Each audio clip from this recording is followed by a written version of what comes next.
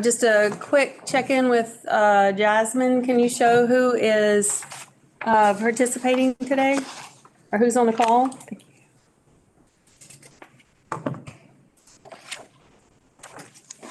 Yes, this is Jasmine.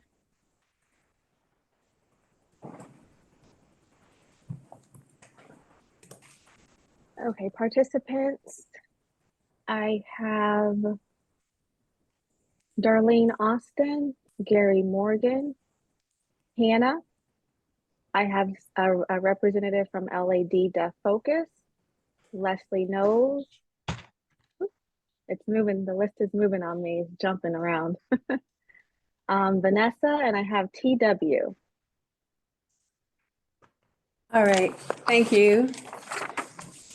So we'll do a roll call of the committee members. Jasmine, you do that or I do that? I can do that if you like. Sure.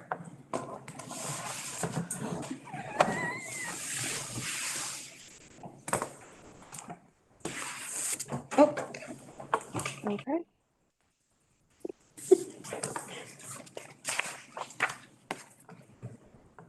All right, committee member Denise Crochet. Present.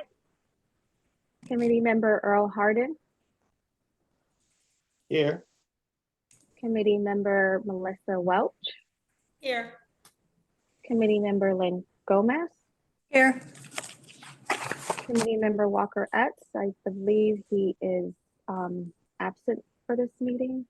Correct. Committee member Leslie Knowles. Here. And committee member Natasha Amerme. Did I say it correctly? Mhm. I believe she's absent during roll call. Yes, she will join us about 5 p.m. Okay. Okay. We have a quorum. So.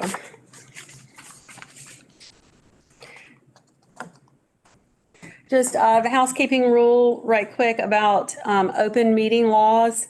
If we have any technical difficulties, meaning that we are no longer audible or visible to the public, the meeting shall be recessed until the problem is resolved. If the problem cannot be resolved within 1 hour, the meeting must be adjourned. The meeting is being recorded, and ASL Interpreters and human cart services, we say human? Thought it was just cart services are being provided. Oh, I guess as opposed to AI. Right. Okay. I was like, they're usually human. Okay. Okay. Any questions so far? Okay, we will move on to the approval of the agenda.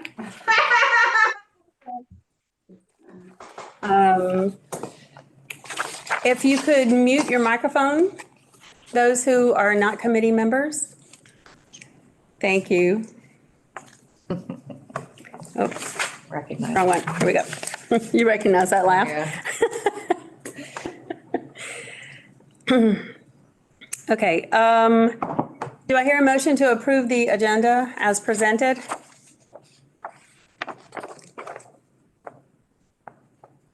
Denise moves. Is there a second? I can move to second. Earl seconds. Okay, is there any discussion on the agenda?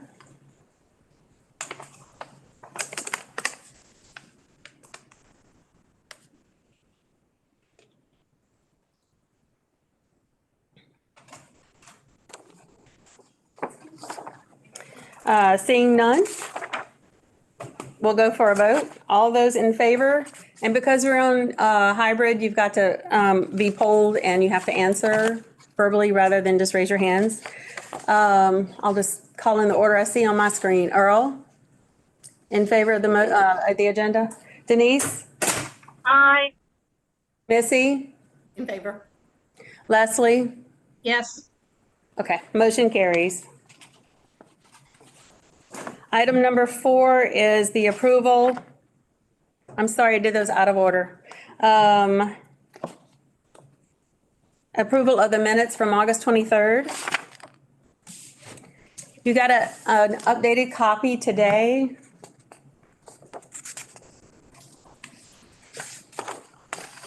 Is there a motion to approve the minutes?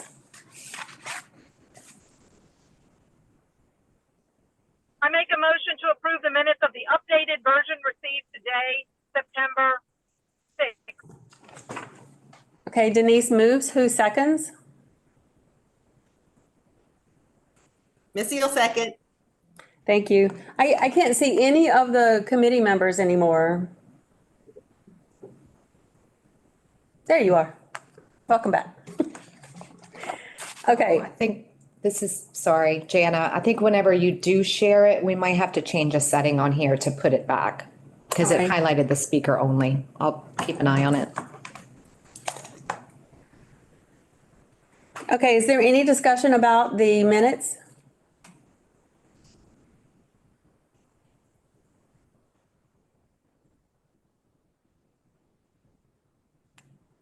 I have a couple of minor corrections. If you don't mind, I will just do those offline. They're basically typos, like the way Leslie's name is spelled, as for an example. You've been renamed Leslie to Lucille. Welcome, Lucille. Gosh. Anyway, there are a couple of items like that. If y'all are okay with me just getting those corrected after, I'll mention this to Jasmine. Any other corrections to the minutes?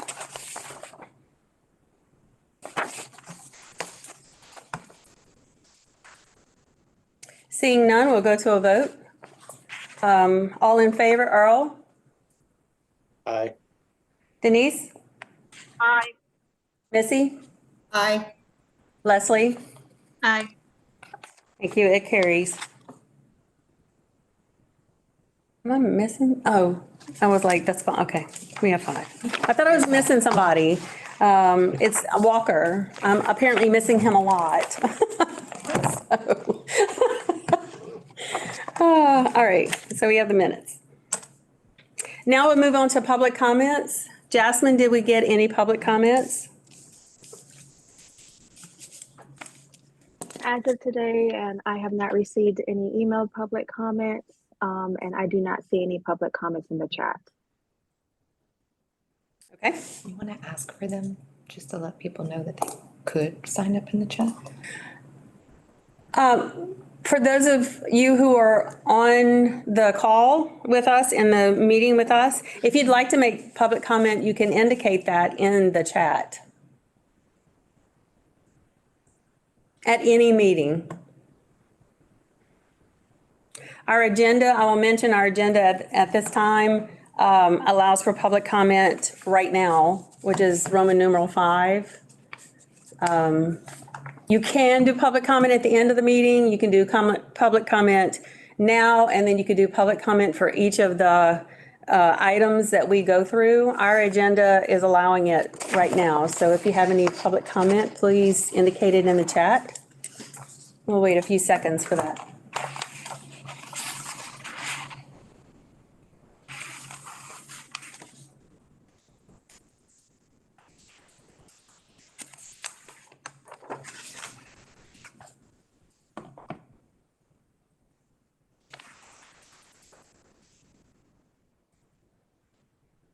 Seeing none.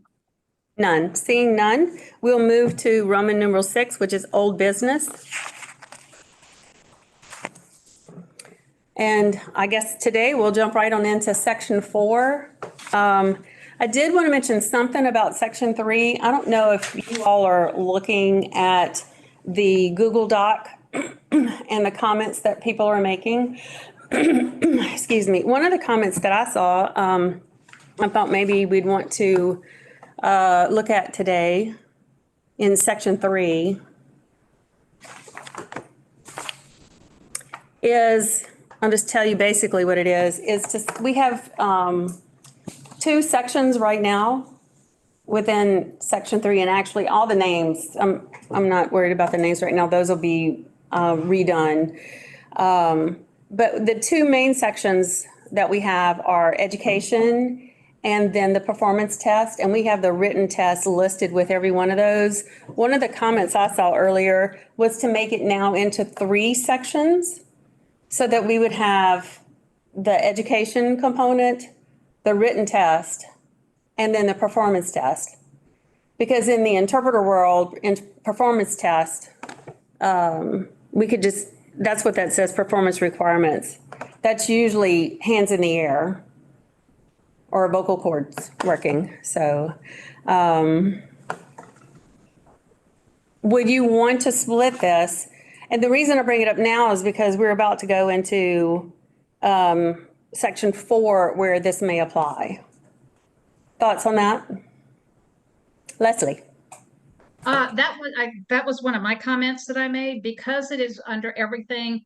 I think we should definitely have the 3 components so that somebody looking at these standards going, I have to have this, I have to have this, and I have to have this.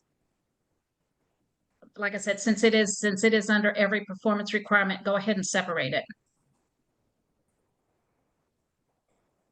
Any other thoughts on that proposal?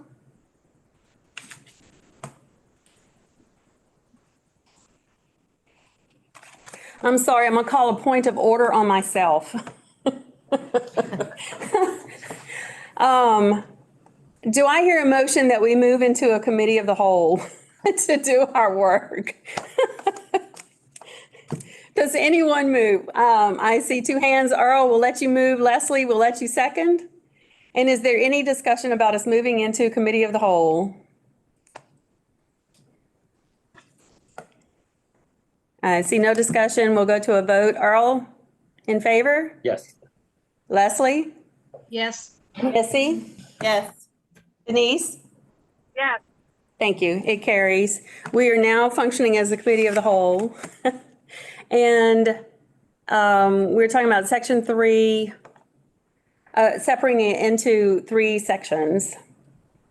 Any other discussion on that? Leaving it as it is, splitting it into 3 sections?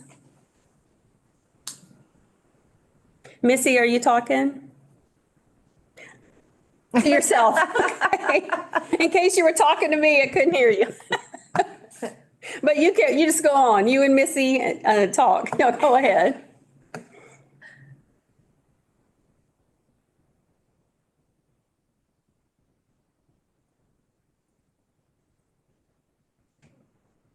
I'm fine with making it 3 points, 3 different, I 3 think it sections? makes sense. It clears it up. Like Leslie said, this, and this.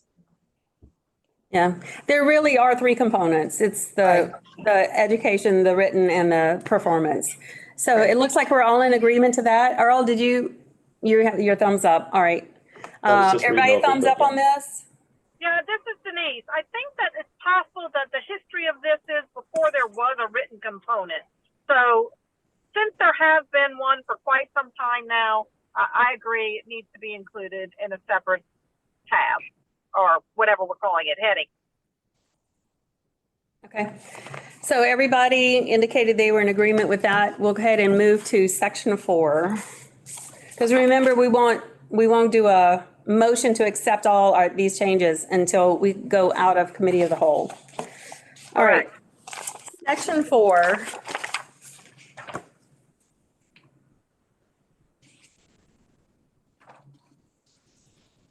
This is for provisional.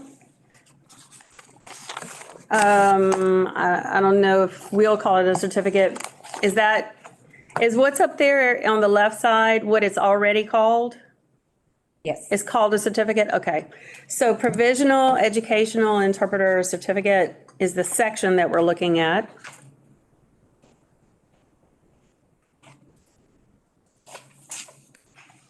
And I'm assuming we'll go ahead and break this into 3 sections too. The easiest way is probably just go ahead and go through them individually. Jana. Yeah, Jasmine, could you maybe make it a tad bit smaller? I'm just wondering if those comments are relevant to the group. There you go. Okay, thank you. Can we turn that? Because I can't see those. I can't read them. No idea. No, it's flush against the other one. Unless there's like a. Oh, you can turn the whole thing. Oh, that might be better This is anyway. why you keep 20-something-year-olds. Stuff. Yes. Better? I don't want it to get too bright. And now you're not looking at me, or I'm not going to get a crick in my neck. Oh, look, it's adjusting. It's adjusting. Thank you.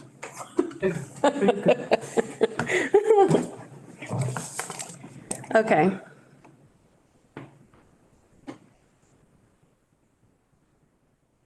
The opening statement, we'll look at that first, I guess. Provisional standard timelines, if you want to read it. Denise, do you want me to read it out loud for you?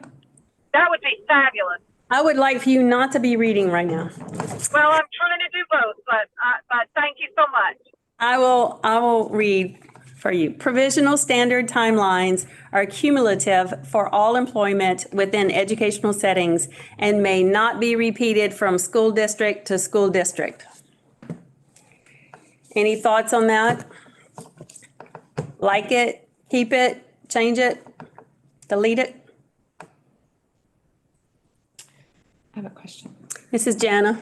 So this is Jana speaking, just to, I guess, make sure I'm clear. So that's just basically trying to say that a person can't have a 1-year provisional and then go to another district and get another 1-year provisional. Is that what it's implying? Just want to make sure I'm even understanding it correctly.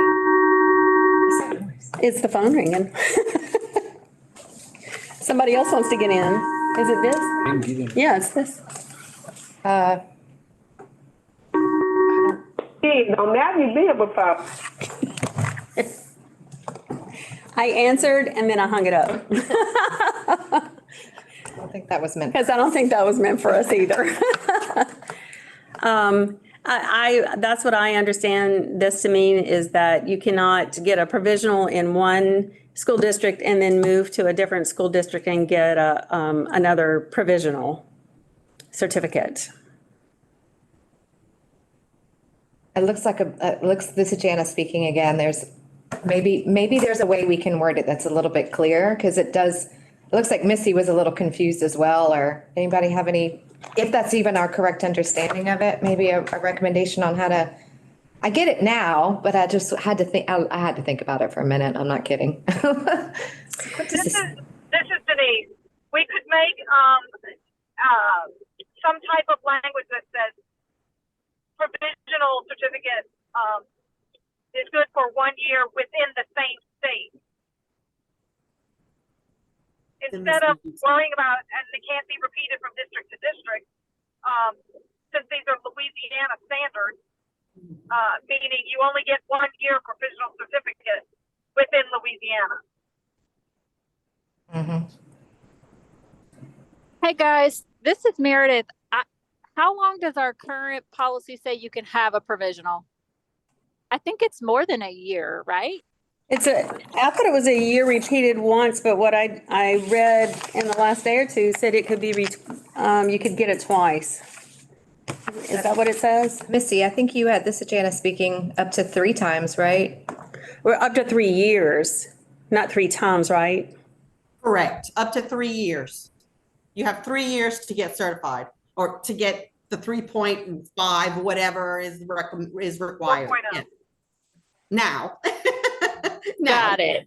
Yes. Yeah, so I guess I was trying to figure out what is the need for that statement, like going from district to district? Because once you get that provisional, you literally have it for that 3-year period. That's my problem too. I mean, why does it matter? As long as you're in the state of Louisiana, these are our standards. Why does it matter what district you're in?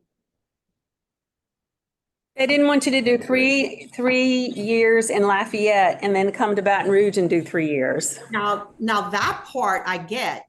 But it's transferable. In other words, if you're working in Iberia on a provisional and you now want to move to Lafayette, it's still good for the same amount of time. That's not going to change. It doesn't increase or decrease because you moved. I think that's the language that's the intent, but yeah, there's just some question about the language, but that is the intent. It needs to be clarified. Yes. And I don't think that would, so like our certification team is gonna, because once you have that record, you have that record of having that provisional license. So like they wouldn't approve you to have another 3-year term just because you changed school districts. Yeah, to me, this is Jana speaking. It almost feels like maybe that came from a state where it wasn't really monitored from the state level. It was maybe district by district. But if it's coming from the state, from the commission, from LDOE, the districts don't really have any control over when it gets renewed, nor does the interpreter, right? So if it's, yeah. So it's like, it sounds good, but is it even necessary? Have we ever had that issue before? I wonder. Anybody know? That's what I'm aware of. I don't know. This is Denise. I'm not clear on whether or not we've ever had the issue because we don't have statewide data. I would love to see us implement into this opening phrase that in order to be working in an educational setting, you must begin with a provisional certificate. That then chops us off at however many years we've decided, 3 years, to where you're moving towards being having a full ancillary certificate or the certification requirement that's provided, as opposed to if you happen to sign up for a provisional, it's good for 3 years.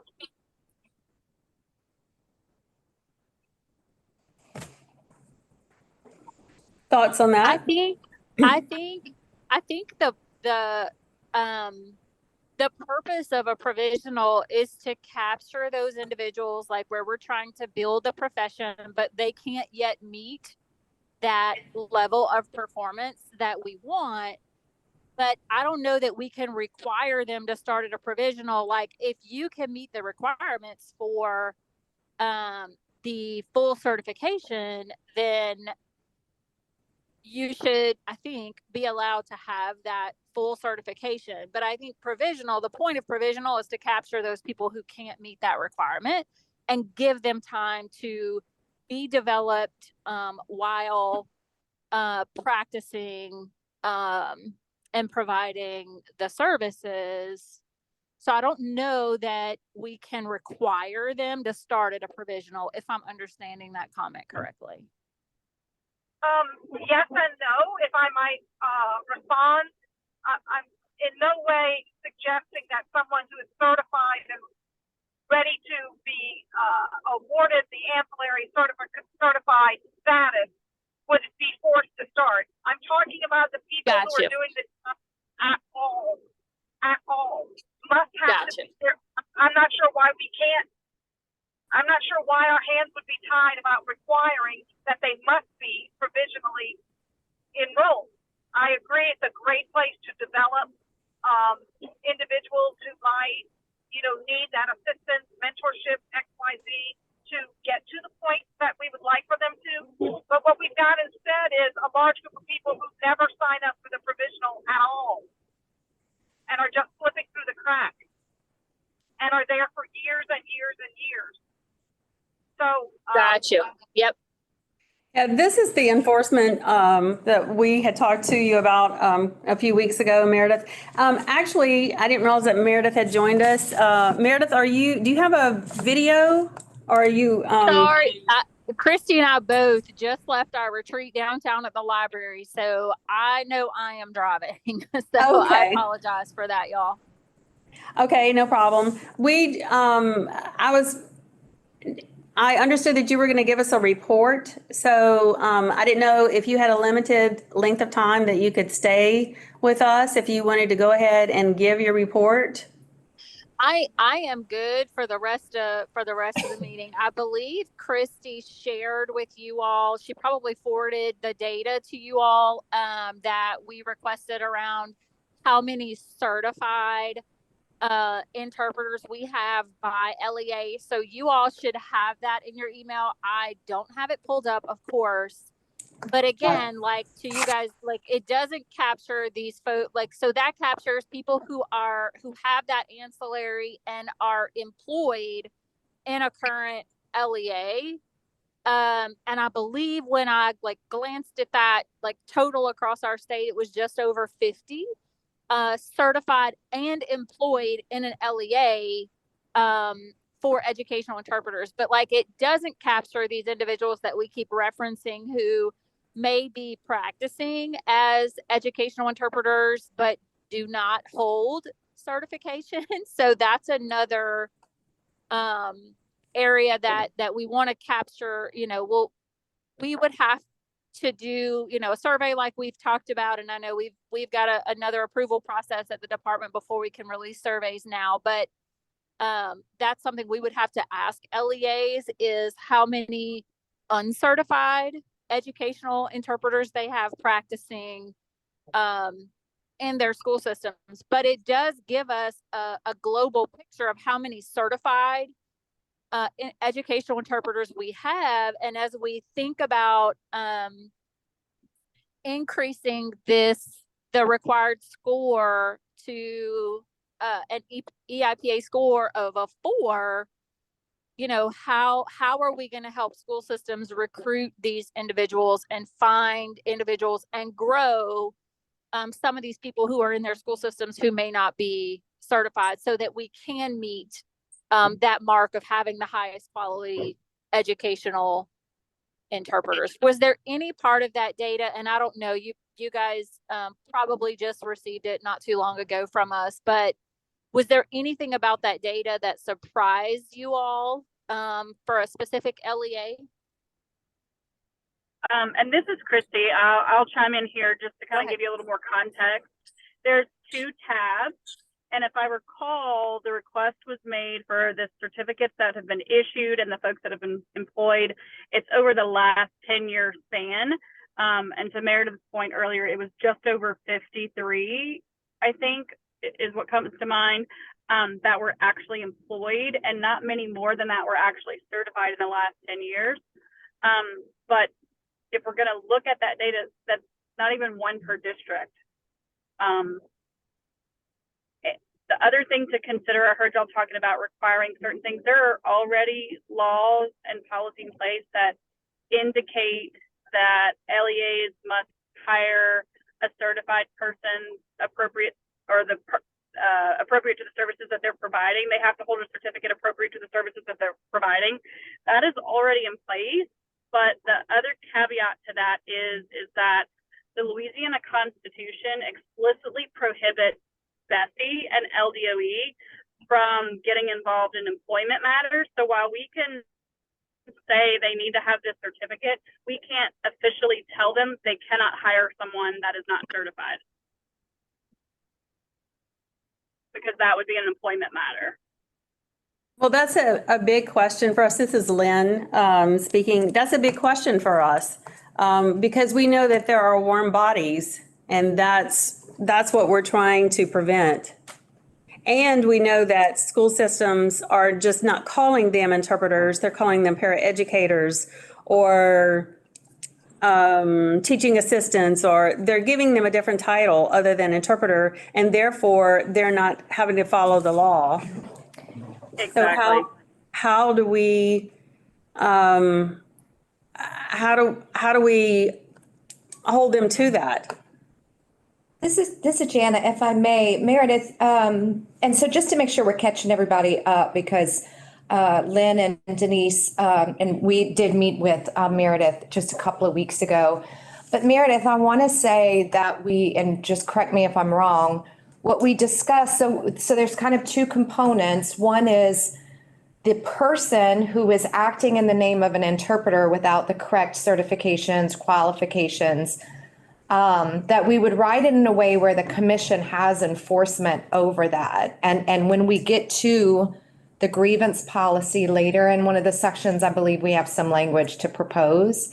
But the other issue is that you have districts that are hiring these people, right? And where is the accountability for them, to hold them accountable? But I know that we explored the idea which is if we write a grievance policy in a way that is very clear, could the department then investigate?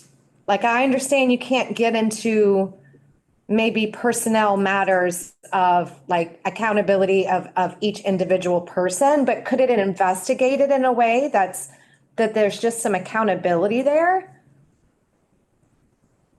And Meredith, I think I'm at, or maybe Christy, maybe, I don't know who I'm asking.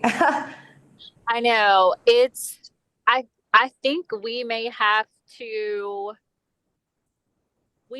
talk with our legal team too, because it is tricky. Like to Christy's point, we can't, because we have substitutes sometimes out there in special education classrooms. So like we face this sometimes in special education period, but what we can and don't have oversight in with regards to, who they're hiring in these roles and what qualifications, like to Christy's point, we think is by law pretty limited.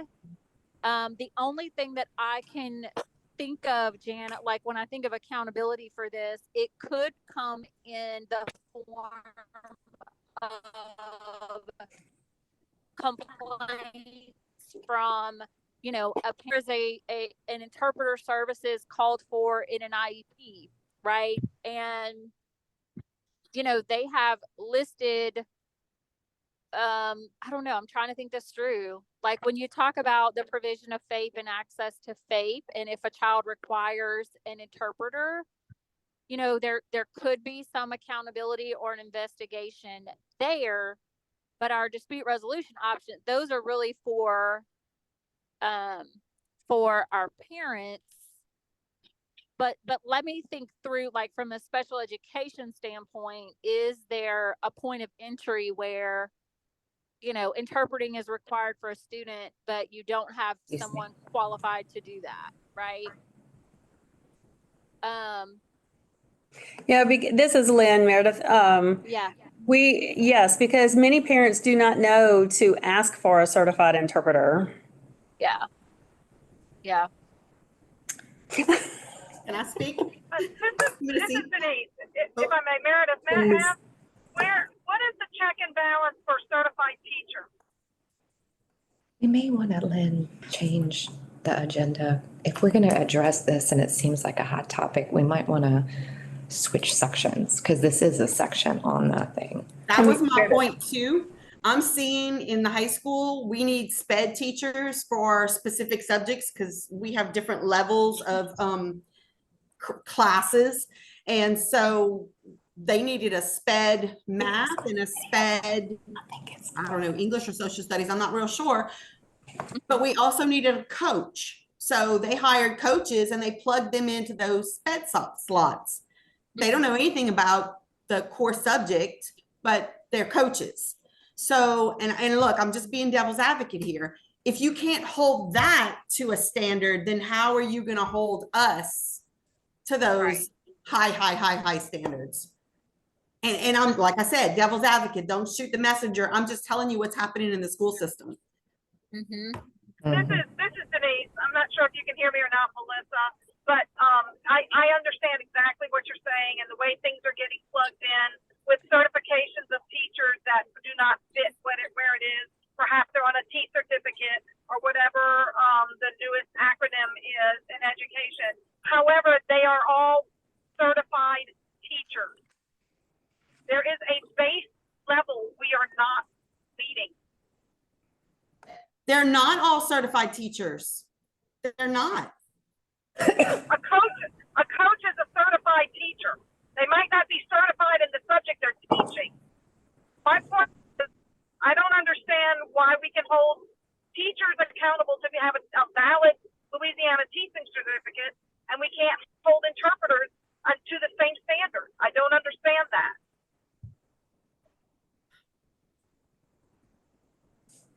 Maybe somebody can help me. I think, Missy, maybe you're talking about temporary teaching certificates or like I work at the school for the deaf. We do TATs. We do TATs. Yeah, I have looked them up on the, I In a have gone to program. Teach LA and they hold nothing. yeah. There's a major teacher shortage. Shortage, exactly.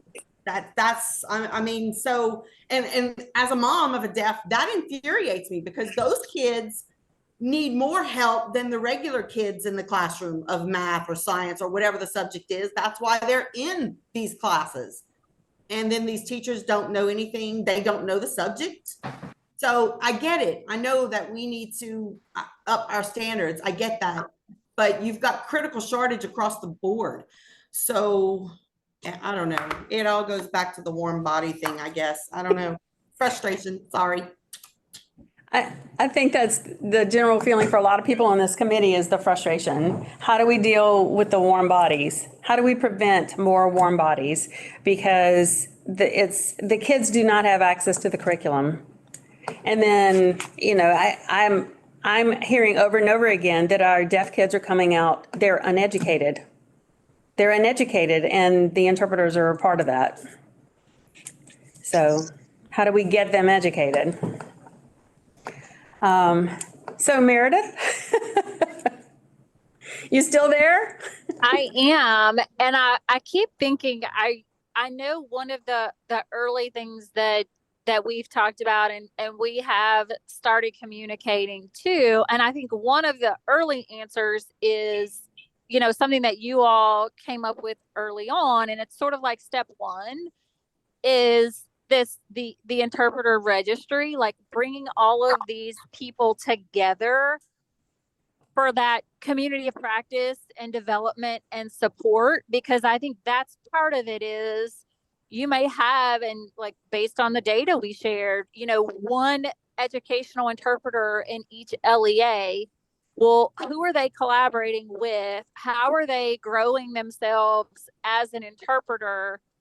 And I also think it's a key piece to building and growing more interpreters and getting more of them to that level that we want them to be at is the registry. And so I think that is like step one. And I know one of the things that we talked early on between us and you all is, working on some updates around the certification processes and making sure that educational interpreters are connecting to the registry and requiring that around the certification purpose, because we do need to be very real about, when we think about raising this score, whether we do it all at once, whether we say, okay, gradually we're going to go up to a 4. One of the pushbacks that I think we've got to be ready for is, school system leaders to say, well, where do you want me to find these individuals? You're raising the bar, but where do I find them and how do I support the ones that I have for when they renew their certification to be able to score at these new levels that we want them to score at? And so I think you all are on the right track.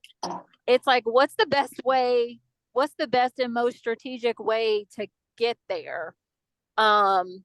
Is really kind of what we need to figure out together. But I do like commend you all and think that registry is like step one is getting them all connected to some professional development and to other professionals with those very, very specific sets of skills that are very needed. If I Meredith, can chime this in there is, too, I'm sorry. go ahead. No, I was just going to say in certification, when we see renewal, the biggest problem that we hear from the ones that are certified are that they don't have that connection. They don't have that professional development to get those hours that they need to renew. And so the registry, to Meredith's point, could assist in that for sure. And this is Jana speaking, if I may. The way that the legislation for the commission is written is that we are required to have this registry. So you're absolutely right. I think that this is a good opportunity for us to be able to monitor it, where we would add in, I say we, meaning us, all of us here today, are adding in information or requirements to the policies that in order to be able to even receive this state certificate from LDOE, you have to be registered with the commission with proof of the things that we're talking about today. So it is adding an additional step that I do hope to see, may help. I don't know, there's just a little closer eyes on it. There's 60 people on this list. We're a staff of 7. It would be part of our administrative process within the staff of LCD to be monitoring this on a regular basis. And actively looking and seeking for where are those people that are working that don't hold this? What are the avenues that we can take? Now, as much as we can put this in policy within state law, flexibility or abilities, I think that we need to, right? Because that's where it's all going to come back to is who said you have to do it? Well, it's written here, right? But I do feel cautiously optimistic, but I do feel optimistic because it is a step in the direction that is different than kind of where it has been previously, by adding the registry as kind of a, what do you call it?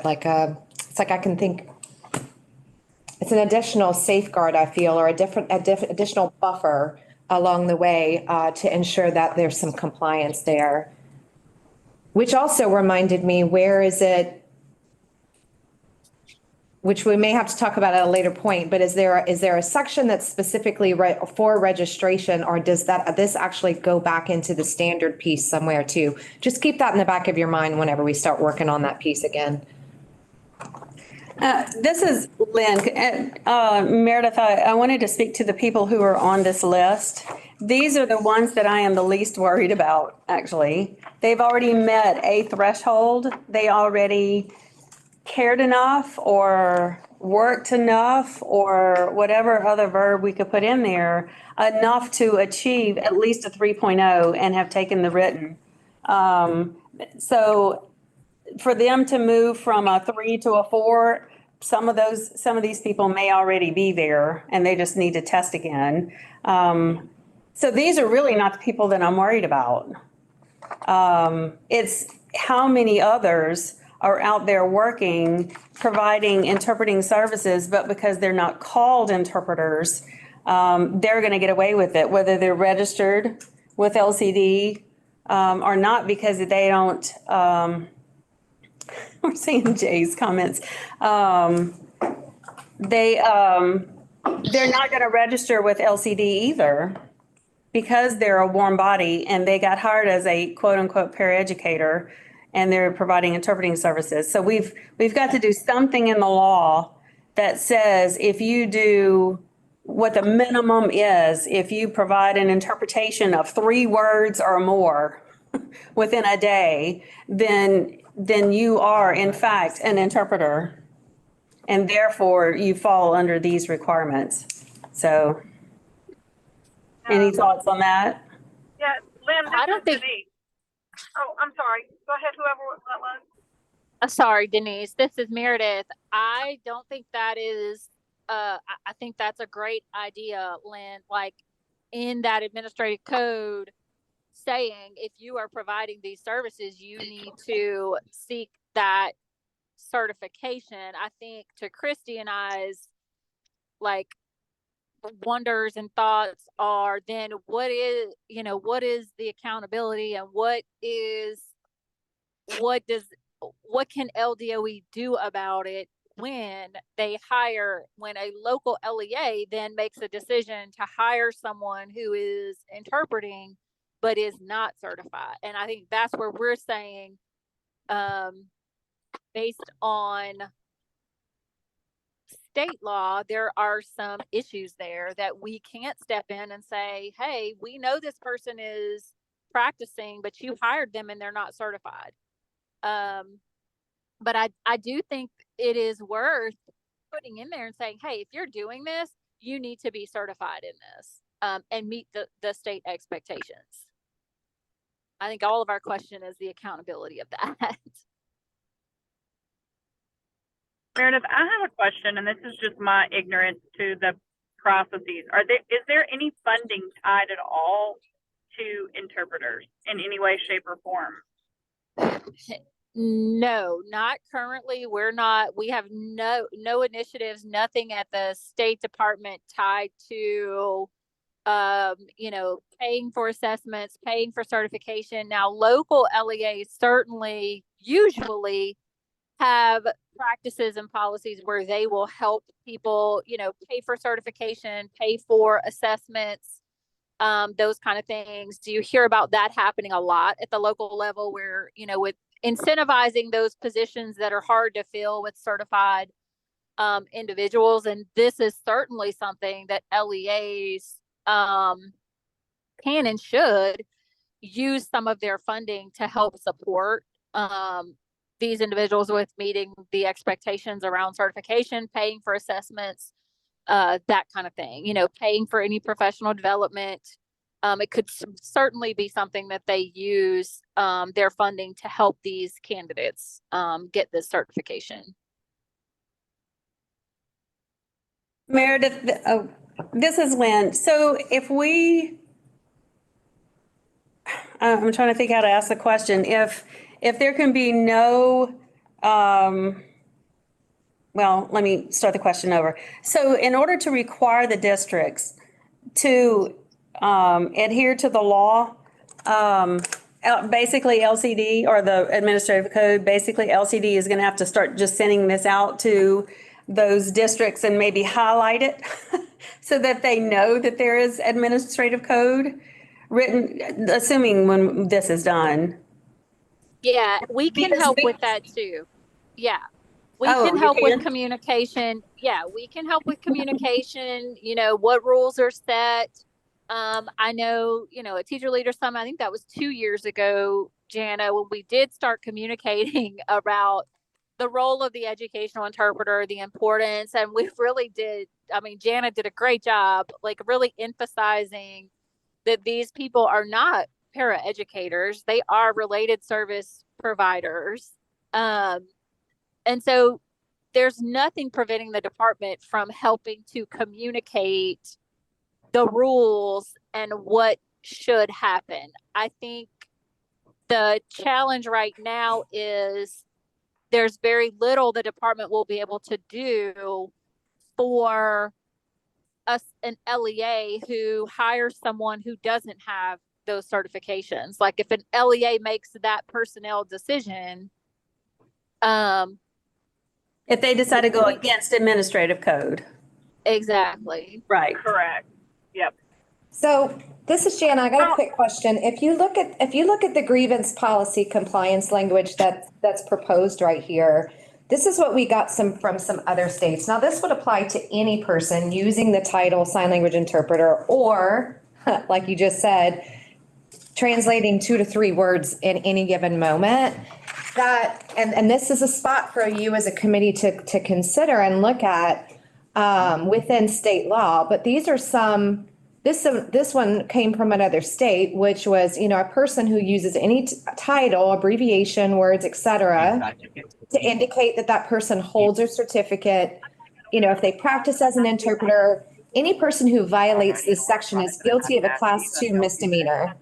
And that they could actually be sued for doing it. So again, it's not helping with the district being disciplined, so to speak, for skipping over the requirement, but the person themselves could be held responsible. So I just wanted to, I guess, remind everyone there is still an opportunity here to enforce some sort of compliance, but the problem is we may not always be aware of it, right? So that's where it's like that grievance process is going to have to be built out, and if we can continue to work with LDOE and figure out what our, what their authority is, or what processes or policies could be, utilized by this particular group, these families or other people who may be aware of a district not being in compliance. But like I said, it's not perfect, but I do think there is something there that we could leverage. And if that starts getting,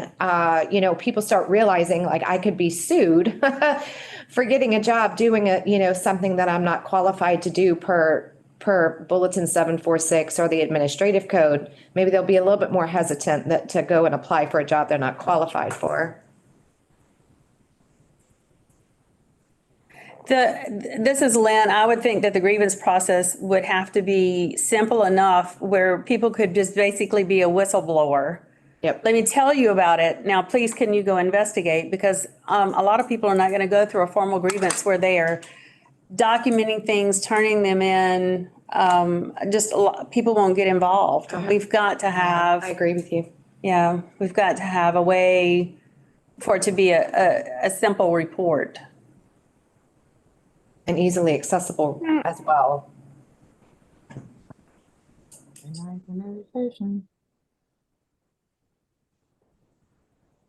Guys, this is Meredith again. Christy, do we have anything like that currently in place for any other certification requirements?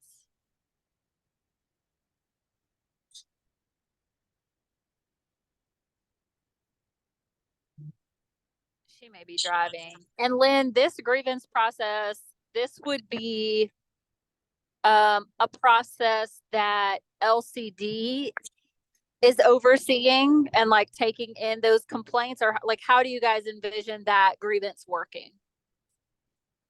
We haven't gotten there yet. While we've been talking, it's Jasmine pulled it up on the screen, but we didn't have that yet on our agenda. We're happy to jump to it now, I believe. I mean, some of us have been wondering about if we set all the new requirements, but there's no enforcement of them, then is it just an exercise in futility?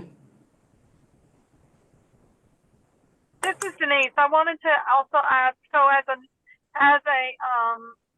related service provider, what happens if a speech pathologist or a nurse or a respiratory therapist is not certified to do what they're doing? What happens?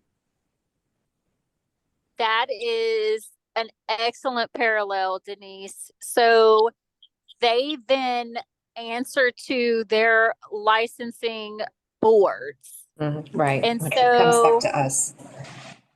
yeah. And so like, I think that's a really great like parallel to make is like, is there authority here for LCD with you guys holding that administrative code? That's a really great point. And this is Jana. I'll just add that, in my opinion, this would go to the formal interpreter body that we plan to create. So not to the commission LCDs. Now, the LCD staff will help monitor the paperwork side of it, but that formal body would be created of professionals, kind of like a licensing board, but we're going to call it registration, right? Like a registered nurse, a registered interpreter, and that grievance would then go to that body to determine, whatever appropriate steps, and then take appropriate action against that individual if they were not practicing. That's the vision that I can see of how that would work. Where again, you're addressing the professional piece of the credentialing. You're not able to address the employment issue. But you can certainly, hold them accountable for the professional credentialing side of it, like a nurse or a doctor even, in certain situations. If I could follow up, Meredith, does that mean in that circumstance, does that mean if a related service provider is committing fraud, the district walks away with nothing? No, scot-free?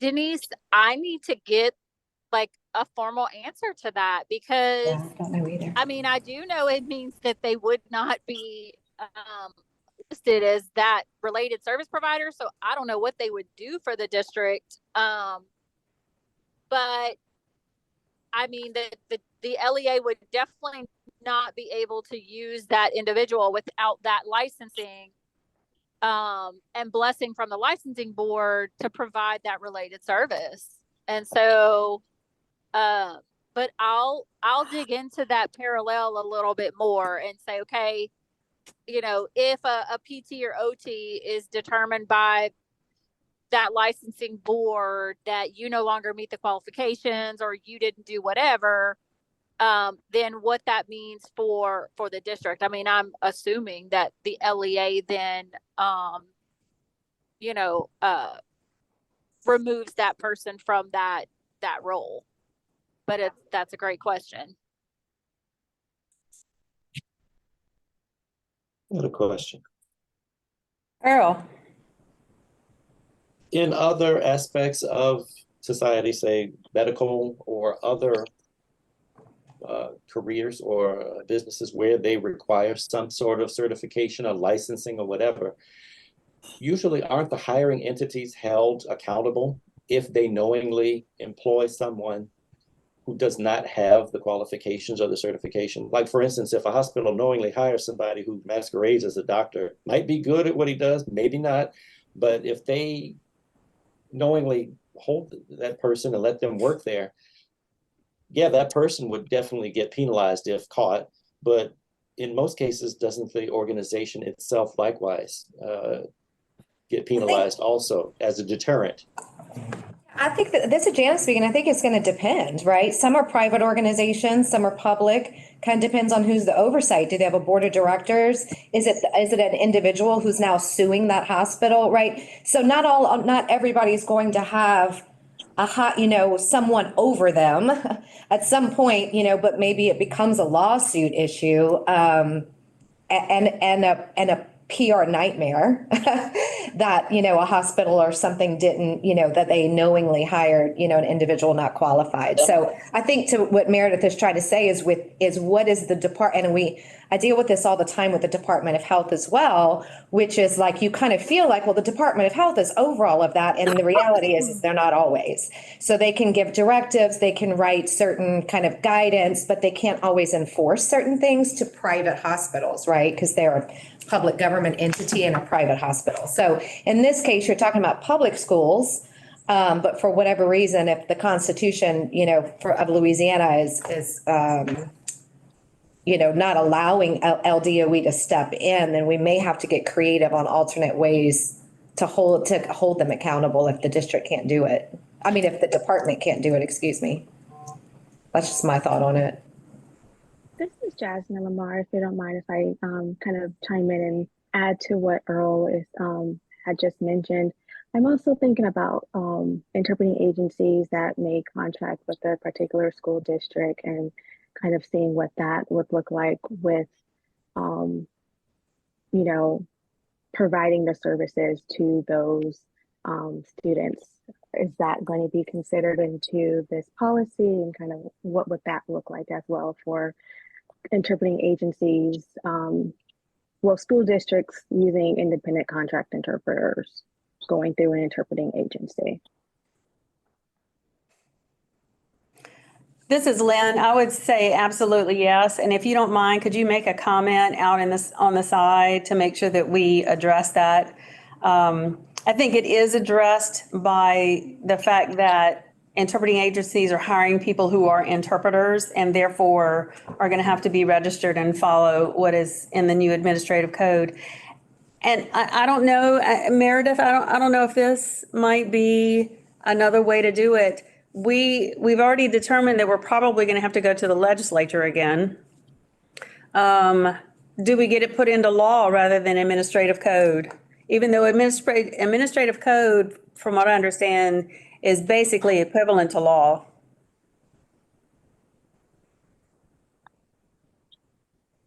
Yeah, I mean, maybe, Lynn. I also just thought about the individual who was just talking about contracted interpreters, and I was just thinking about our process because I'm trying to make those connections. But if that person, I'm trying to think this through, Christy may have to correct me if I say anything wrong, but if that interpreter who is through a contracted vendor is not a direct employee of the school system, I'm trying to now think how our contracted interpreters who are not school system employees get an ancillary ed interpreter certification. I'm trying to think in my mind if those individuals have to be employees of the school district for the school district to apply for a certification on their behalf. So that may be something we I need think they do to, actually, huh? Sorry. that's where my mind went, was in order to get a certification through the department, you have to be employed by the school system, not just a contractor. So that's another potential. Well, if I can chime in challenge. here, Yeah. we just, You don't hear me okay? Yeah, we can. Go ahead, Christy. All right. We just had legislation passed around contracted teachers. And so I think that it would probably be, could be applicable across the board that way, because we're seeing more and more school systems reach out to what we're calling third-party vendors to contract all kinds of services, not just related services, but also, you know, teaching as well. And so I think that it could be just an update to our policy. We have a process in place, or we're fixing to put a process in place for these vendors, and I'm saying that with air quotes, to be approved by Bessie so that they can evaluate teachers. I imagine we could expand that in our policy if necessary for other services as well. This is Jana speaking. I love to hear that, Christy, and I think that's a great idea. I know as some of this, and Missy can maybe verify this if it's still the case, but you know, the districts will do a request for proposal, you know, for an agency or a vendor to be able to contract interpreters. So part of that is, what are the district's requirements that they're putting in that contract? So then the vendor is held responsible for the interpreters to meet it. But if the districts are writing it in a way, you can't even hold the vendor accountable, right? Because all the vendor is doing is actually just providing what the contract said, which is being written by the districts themselves. So if the department could put out a policy of saying, or some sort of directive that districts need to, you know, write contracts that those people that are hired by them meet these particular qualifications, I think that would be a great idea. However, the concern is, like you stated, somebody stated, Lynn, maybe, somebody stated a little while ago, you know, what if you have somebody, you're talking about substitutes often, right? So does there need to be language of maybe an exclusion? This is my concern. Let me say it this way, and then maybe we can figure out how to resolve it. The concern is that districts are going to go and just hire somebody on contract who doesn't actually have an EIPA score. They're not going to have, now, we're working. If Nicole has time for me to do it today, I will sign you in. Okay. We're all going. Hi, excuse me. If I don't do it at this one, because this is a parent meeting. If I Hello? don't do it at this one, I will do it at the next one. Ma'am, Y'all are still coming. ma'am, would you please mute your mic? If you're not a committee member, or Meredith or Christy, would you please mute your mic? Thank you. So yeah, I think that my concern is the loophole. How do we avoid the loophole? How do we avoid districts getting around and saying, well, I'm just going to go hire this person who may or may not even be certified, definitely doesn't have an EIPA, and we're just going to use them instead of, you know, using the people who are actually qualified. So how do we protect children from districts doing it that way and contracting out somebody that's not appropriate? So if there's a way that they could be required, or at least, I'm not sure, that districts are given maybe template language, right, to say this is like what your contract should look like. There is a concern on the other end, though, of saying that contractors must have an EIPA. You guys might want to think about that, simply because when you talk about substitutes, you know, are you going to require that a substitute interpreter also has an EIPA score, or is it that they at least need to be nationally certified? Do you see what I'm saying? So there may be there may be a whole nother section when you're talking about contractors and substitutes versus actual employees of the district. I think that's in here somewhere. It said something about working for 20 days. Oh, really? Jasmine, isn't that in here somewhere about if you work for 20 days, up to 20 days In a month? as a sub? It might have been. I'm checking real quick.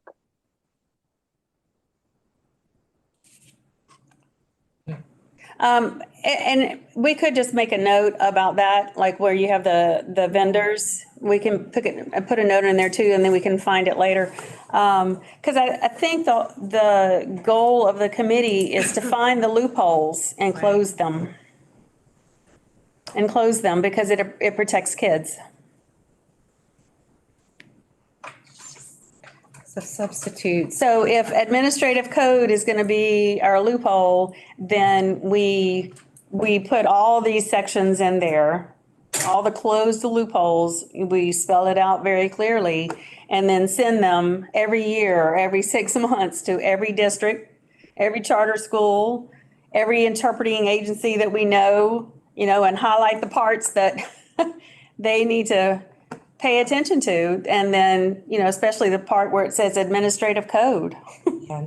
And this is Jana with the Commission for the Deaf. I guess for those of you who don't know me, sorry, I don't think I ever introduced myself at the very beginning, but that is a commitment, and a priority for the commission to build out not just getting these rules established, but a communication plan around that. We have talked to DOE quite a bit about some opportunities, with different meetings, different channels, different networks. We are also working with the Bureau of Community Partners and Health Equity on a different initiative that was around health equity, but their partnerships, their networks, they've just got a very large reach, and we're trying to tap into that network to increase visibility around the registry itself. So, I love hearing you guys' ideas, so feel free to share that, but it is absolutely an initiative, and it will remain one, for, however many years this takes before it just becomes the new normal. To make sure that people are aware, it's not a one and done. We'll have to prioritize that communication aspect and, the compliance requirement of it. This is Lynn. I've seen a couple of items that pop up in the chat, and I don't know that I've seen them all. I want to offer the same courtesy as we did at the previous meeting, that the board above us, the LCD, I've noticed at least two board members rather, who are participating. And I'd like to invite you to turn on your camera if you'd like to make a comment.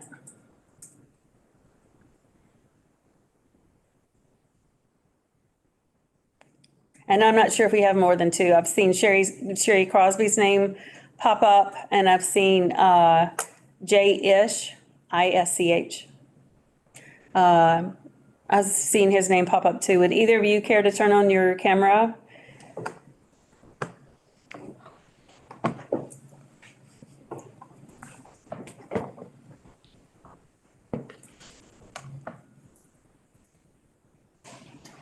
Jay.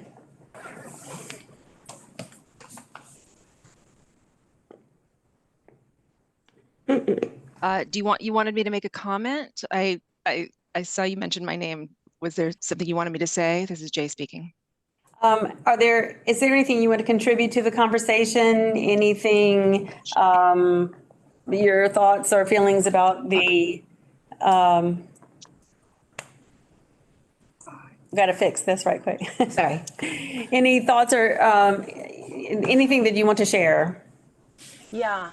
This is Jay speaking. I'm watching this discussion. I'm finding it very informative. I'm not an interpreting professional, but I oversee interpreters, and I make sure that the quality is there and that we get the best fit possible with interpreters and consumers. My concern with all of this is, where is the accountability? Like early in this conversation, people said parents need to complain, but do they even know that they can do that? Do they recognize problems when they happen?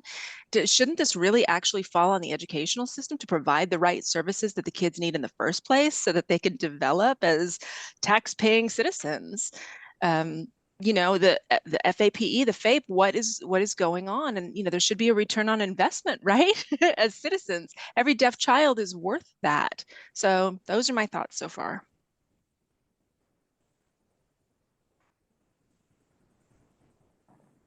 Thank you.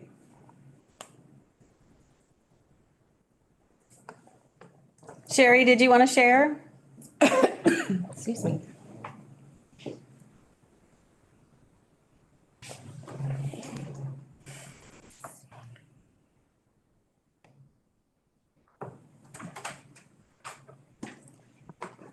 Hi there, Sherry here.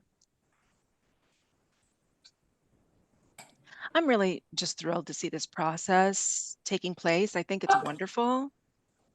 My concern is how would we even check on the school system to make sure that they are using the appropriate interpreters, folks that are certified. I visited some schools during my time on the LAD board, and I noticed interpreters were not always up to par. Schools are desperate. I know they need interpreters. They are putting warm body interpreters in there, but I think that there needs to be some kind of like random quality checks. You know, if it's the LDOE or the LCD board, somebody to go in once in a while and make sure that appropriate interpreters are in place and nothing's getting, you know, swept under the carpet or overlooked. You know, in the medical field, they do that, those pop-in inspections. I think we could do that too, and we should do that. I think we want to make sure that folks are following the codes of ethics and doing all the things that are required for folks that are interpreting in schools. So that's my thought on that. Thank you. Thank you. And I will mention that Meredith is also an LCD board member.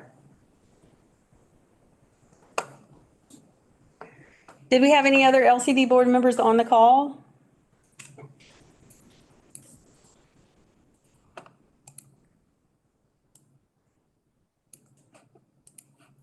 Jasmine, I can't see who's on there. Can you tell if there are any other board members? I do not see anyone else. Okay, thank you. Like we have 2 pages on Zoom, so I got to scroll through. Okay.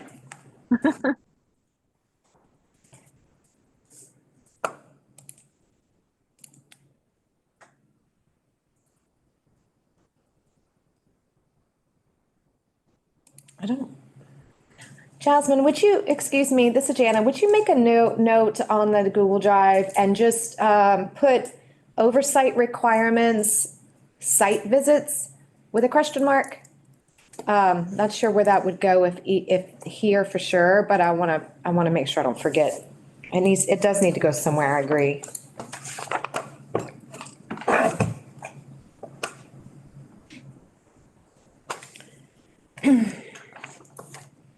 Well, are there any other comments about enforcement, which is basically what we've talked about today? I'm with the committee members, and Meredith and Christy, I don't know if you have anything else you wanted to add. It's do we need to start working on the enforcement part? Our committee members, are you wanting to go back? Any other questions for Christy and Meredith while they're here today? Because I'm not sure if they're coming or scheduled for our subsequent meetings. Hey, Lynn, this is Meredith. I really, really appreciate, yes, I will definitely be at every meeting.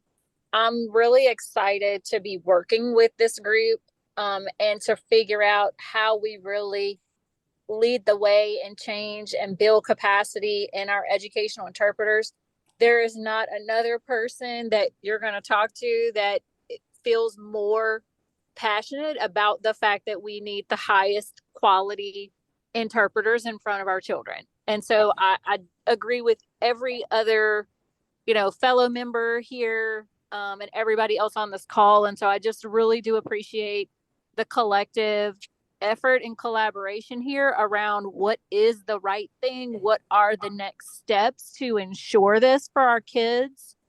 And so I will assure you, to every extent possible, I will be here because it does really, I think, feel like there's going to have to be a lot of intentional collaboration as you guys write administrative rule, as Christy and I think about what, I hear you. I hear enforcement. I do hear you.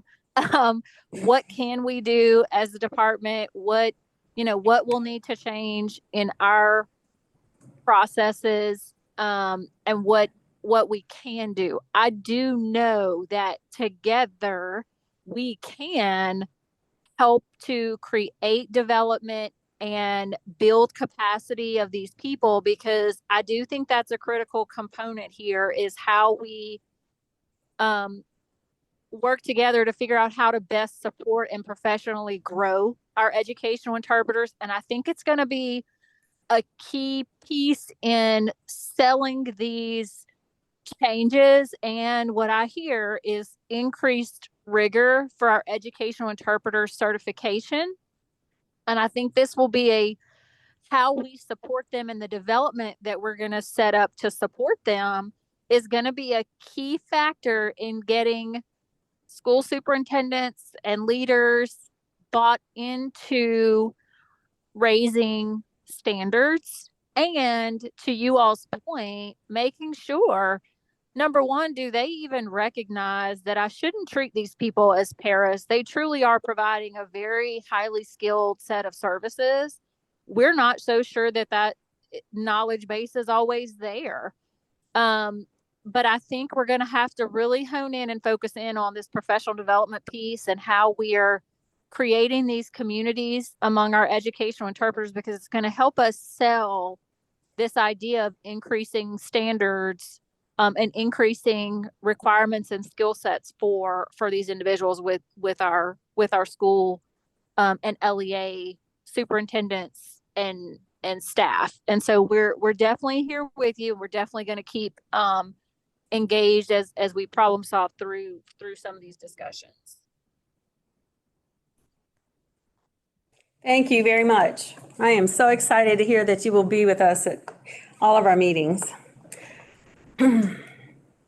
Jasmine, do you want to read anything that's in the chat? We can't see it.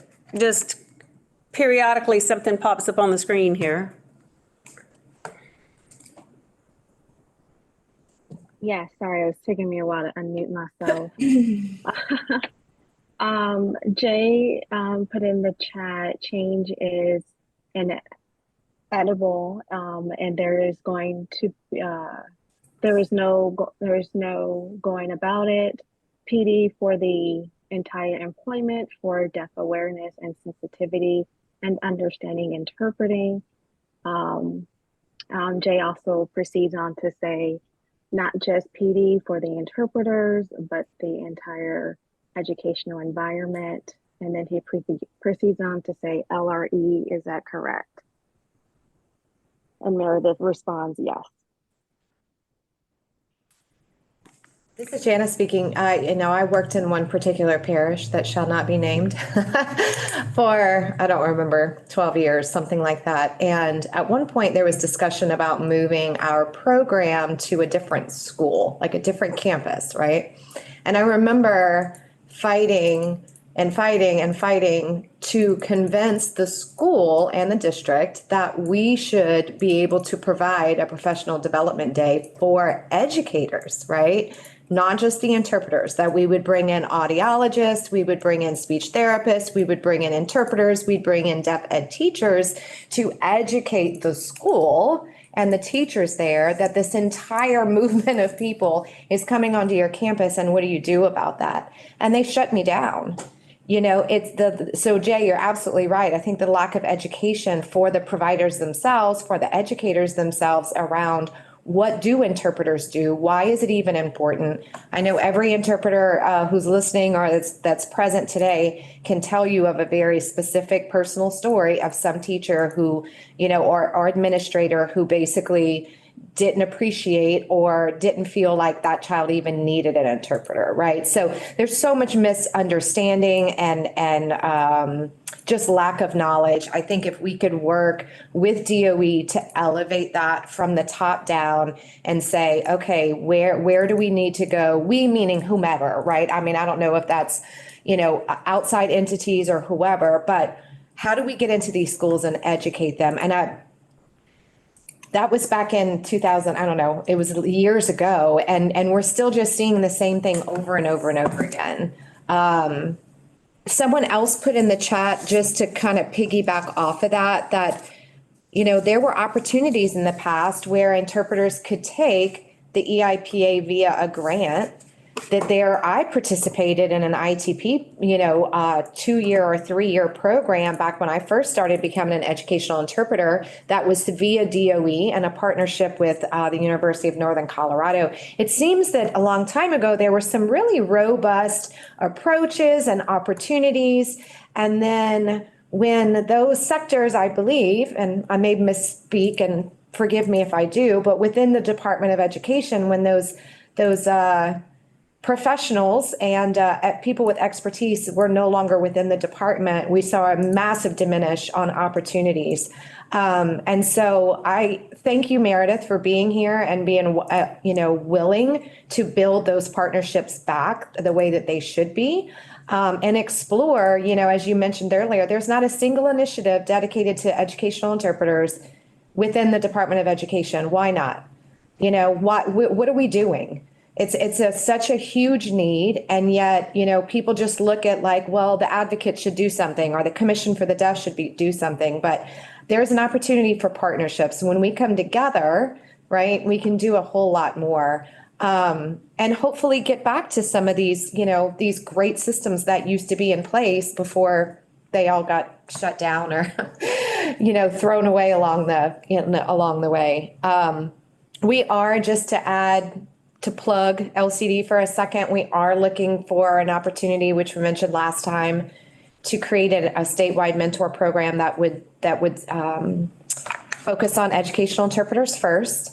And I would love to continue to work with DOE to see if we can get some funding available to pay for some EIPA tests for those that go through the program and some other opportunities, that may be out there for some partnerships, because, you're already paying interpreters very, very, very little, and then expecting them to test over and over again is quite difficult. So whatever we could do to help maybe compensate, or I don't have my words today. So what happens when you have a meeting at 3:30 in the afternoon, but kind of help cover some of those costs. We're going to see what we can do about that as well.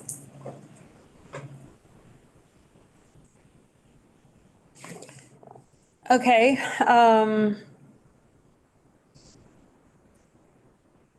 I guess at this point, I'll ask the committee, what's your pleasure? Do you want to go back to section 4? Do you want to dive into the grievance policy or the compliance? I mean, those are actually separate to me, but there's some overlap. What's your pleasure? This is Denise. I'd like to get through 3 and 4 and see if we can't get something at its completion point today, whereas I don't see that happening in the grievance and compliance. All right. I see heads nodding, so I'm guessing that other committee members are in agreement. We'll head to section 4. The first sentence, remind me what we were going to do with that. It needs to be rewritten. I can't see the side over there. If it was, does anybody want to propose a replacement for that first sentence?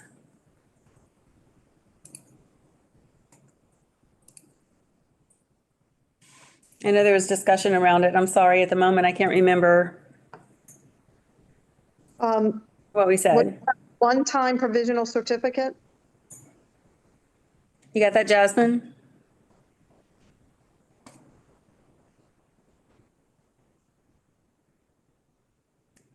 You said one-time provisional certificate? That is good for X number of years? Okay.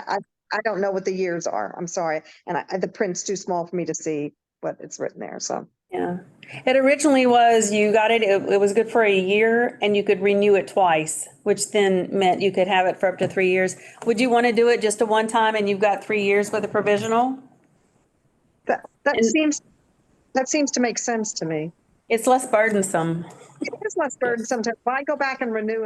You're not really solving anything with that. If we're going to give someone 3 years, then let's give them 3 years from jump, and then they can maybe even write a personal development plan that will actually be 3 years, you know, with a pathway that will lead them to do some, with support, obviously, lead them to do some improvement. So Okay. can I ask a question? Sure, Missy, then Leslie. This is Missy.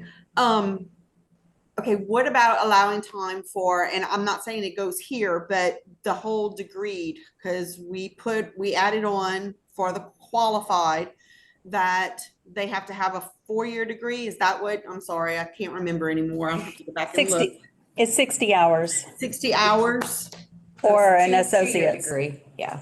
or associates or 60 hours. Okay. Okay. Never mind.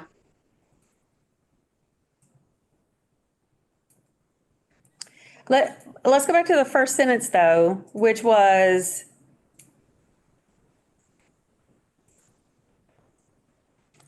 that you cannot be repeated from school district to school district. Is that already, I'm sorry, Leslie, you had your hand up and I said I was going to call on you. Oh, I'm with Denise. If you're going to give it to them for 3 years, they have to buy into it. So the educational plan or pathway plan, I think is essential for this. If we're going to give it to them for 3 years, they have to have a plan. Jasmine, can you put that in there? And maybe to me, the first sentence, I just want to deal with it too, but maybe may not be repeated from school district to school district. Did we determine that's moot because you only have the one certificate at LDOE? Yeah. So the second part of that sentence can go away. Everybody's good with that? The second part of that sentence goes away? All right. Yes, or is it possible to perhaps say, they're recognized for their duration throughout the state? Or is that to be understood?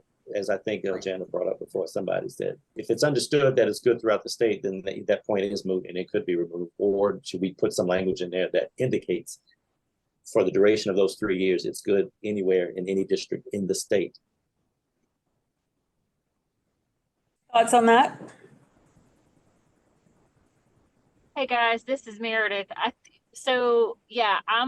Lynn, I thought we were thinking that you get a 3-year provisional and it's a statewide certificate. So I don't think this is a necessary change in my mind. I'm thinking like, let's focus on biggest bang for our buck. What is the most important thing that we want to come out of this? I think this is self-explanatory. The 3-year provisional is for 3 years, no matter where you're at in Louisiana.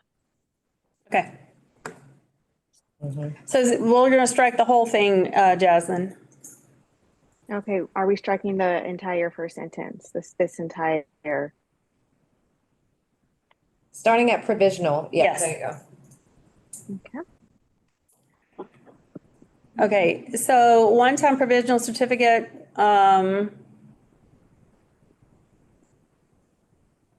instead of up to 3 years, it would be 3-year duration, I think. Yes. And then let's delve into what this plan is. You must have a professional development plan. This is Jana speaking. So under section 12, there is some possible language that's about supervision of performance. Now, again, those sections were just examples, but what we could do, I guess I want to draw your attention to it because if you're going to talk about a plan, this may be it, but we could combine it if you feel like this is the right spot for it under section 4.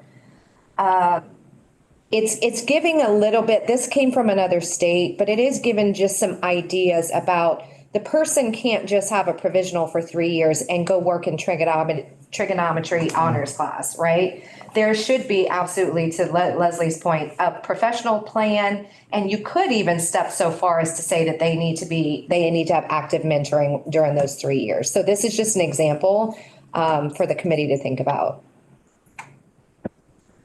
I would recommend that the professional development plan, if you want just to leave it here as a placeholder to maybe reference back to and see if you want it here or if you want it, and Jasmine, if you could put possibly section 12 next to it.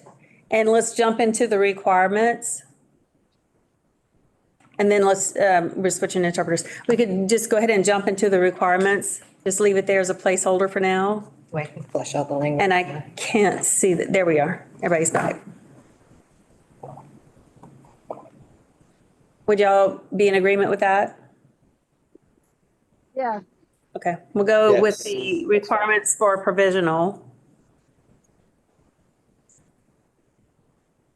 Okay.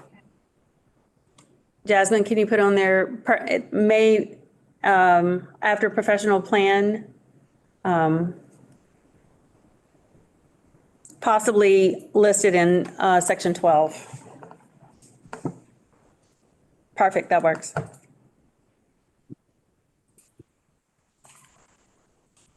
Oh, they just got the air off. You heard it? You can tell it's 5 o'clock. The air just went off here. Taking us out.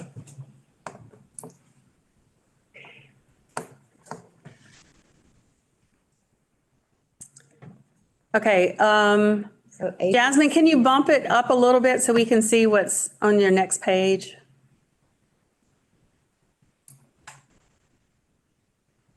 Do we want to go ahead and just, and divide it into the 3 again? Well, is there going to be a requirement for the EIPA written for a provisional?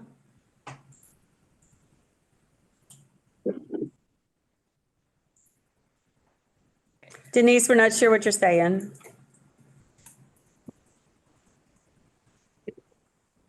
While we wait for her, one consideration is if the provisional, what is the purpose of it? So if you're trying to get someone the certificate that they need in order to start working, I think there's just a consideration for the EIPA written turnaround time. You know, how long would it take for them to study, take the test, and then get, the score is immediate. But anyway, just something to think about, like, are you trying to get people in the classroom immediately to fill in a job and then giving them time to meet that requirement? Or do you want to say, at a minimum, you need to have that written knowledge before you can even step foot in a classroom?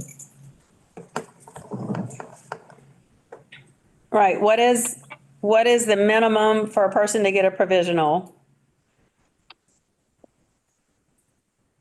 Considering what might be available as far as testing too.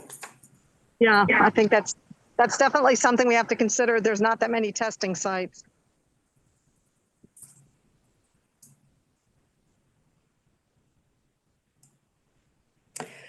All right, let's look at, we'll just go in order of what's on here. We can use that as points of discussion.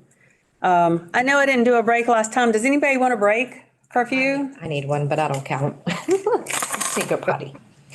Are y'all wanting a break or we plow through? Is that, we're gonna take a break. It is 5:03 and we'll reconvene at 5:13. See you then. Thank you.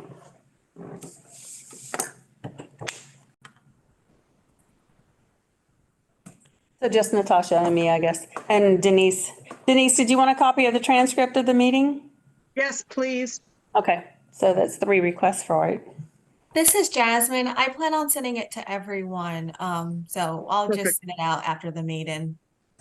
Thank you.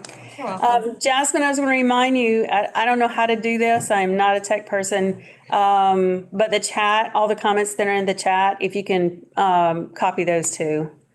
Or She'll have a copy. take them and, They yeah. get saved with the recordings. Okay. I can send that as well. Okay, great.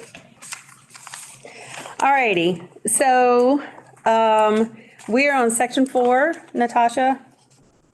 The first sentence, our screen's going to come up. You can see the first line was deleted. And we're now looking at what are all of the requirements to be issued a provisional.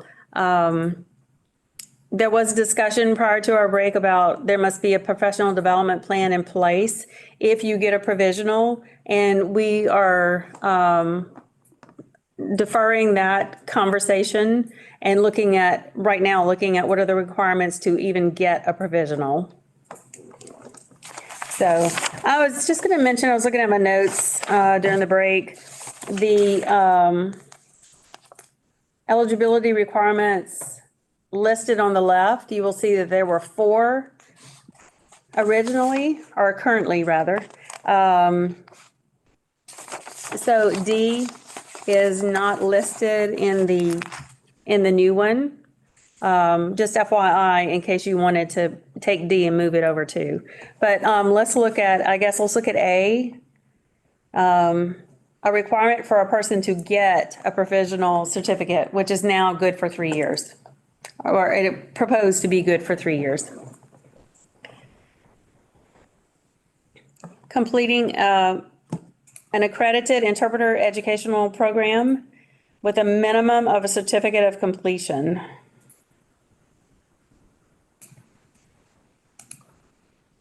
A certificate of completion or a diploma?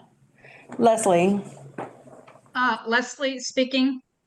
First of all, my comment to the side was from an accredited institution or an accredited interpreting educational program or training program.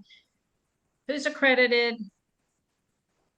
And there's at Delgado, we are not accredited by CCIE. It's very, very cost prohibitive. It's about $15,000 with an $800 yearly fee attached to it to upkeep the credentials. I'm not saying it's not a good thing. It's just, it's very expensive. So an accredited IEP or ITP needs to be very, very clear.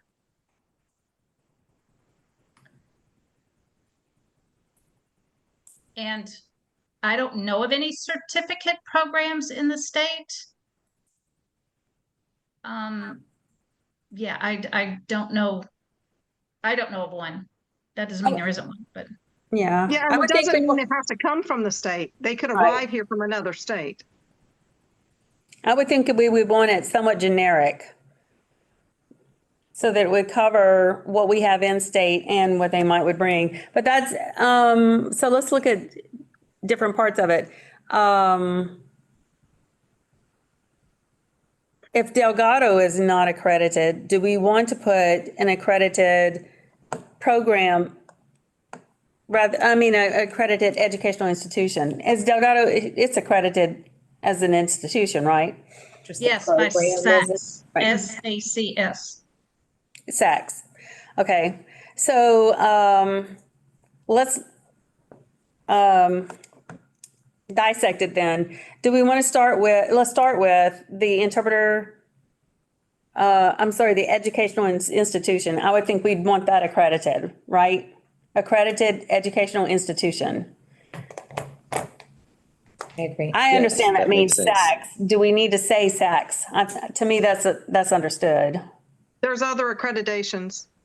Right. Okay. This is Leslie in hang on, I got to get to the piece. Oh, Justin, In the educational requirements for section 3, if we look at the section 3, section A, number 1, hold a minimum of an associate's degree issued by a regionally accredited institution of higher education. I think maybe we could use the same verbiage Language. there. Okay, you got that, Jasmine? I'll read it to you if you go, okay, you got it.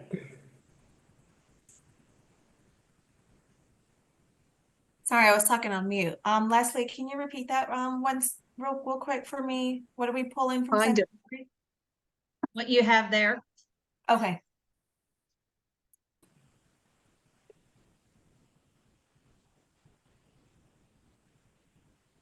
And are we removing this entire section A where it says complete?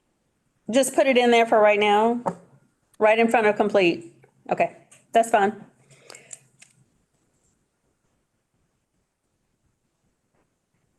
So, okay, then accredited interpreting educational program, do we want that removed?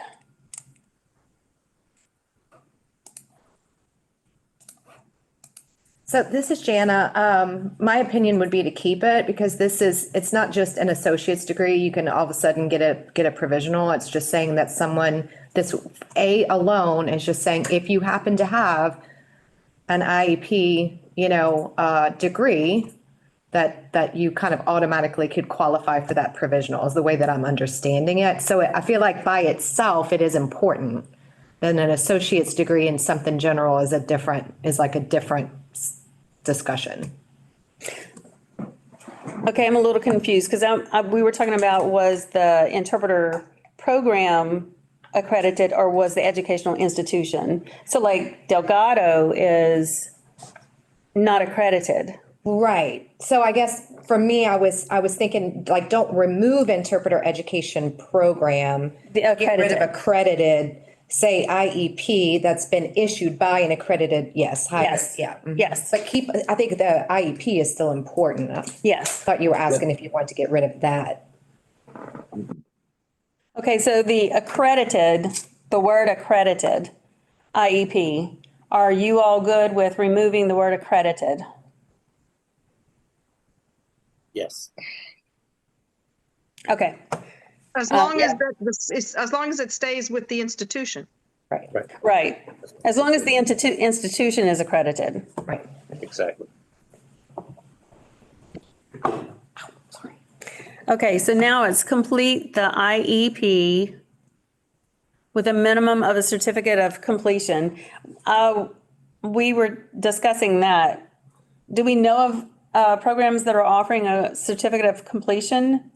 I'm thinking maybe like RIT is not regionally accredited, but or maybe that region, but I mean, usually it's an associate's degree, isn't it? Jana, So, yeah. what did UNC have? What did, I did that program, yeah, and they've closed it though since. So at that Okay. time, they had it was an educational interpreter certificate program, and it was 3 years, and it was a total of 35 hours over a 3-year period of time. So it wasn't an AA when it was done, it was a certificate. But they have since closed that program and transferred it, like they only offer a 4-year degree now. So I guess it just depends on, are there other ones like that? I know there's a movement away from it. Like, no, it's either going to be an associate's or a bachelor's degree and that's it. But I think historically they had certificate programs, which is probably why it's written this way. I'm not aware of any that still exist, but there may be in some other state. I'm not really sure. And we may have people who still hold a certificate of completion. Right, 'cause like I do. I mean, I have a bachelor's degree as well, but let's Right. say I didn't. Right. And I came in and said, well, I have 30 hours of this. Right. I need to get another 30 to be able to get where I need to go, but that would give me a provisional. So that's just something to consider for sure. I have a proposal. How about with a minimum of a certificate of completion or slash rather, degree? Yeah, because then that way the minimum is a certificate of completion, the maximum is a bachelor's degree. So anything in between that, right, too, would still qualify. I'm thinking it covers it. Do y'all think that covers it? I think so. Are y'all good Seems with to. that? I'm sorry, Earl? Okay. Yeah, seems to cover anything in between.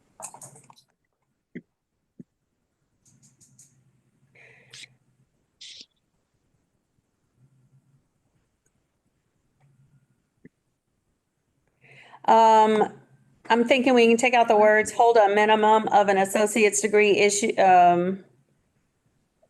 just those 6 words, 7 words, yeah.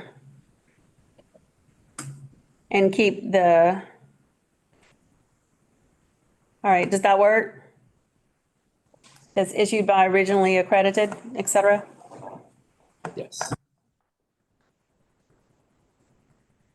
Leslie or Denise, what is the difference of a regionally accredited versus, I don't know, not regional? What does that word mean? Y'all know? Leslie? This is Leslie. Sacs is the southern region, Gotcha. right?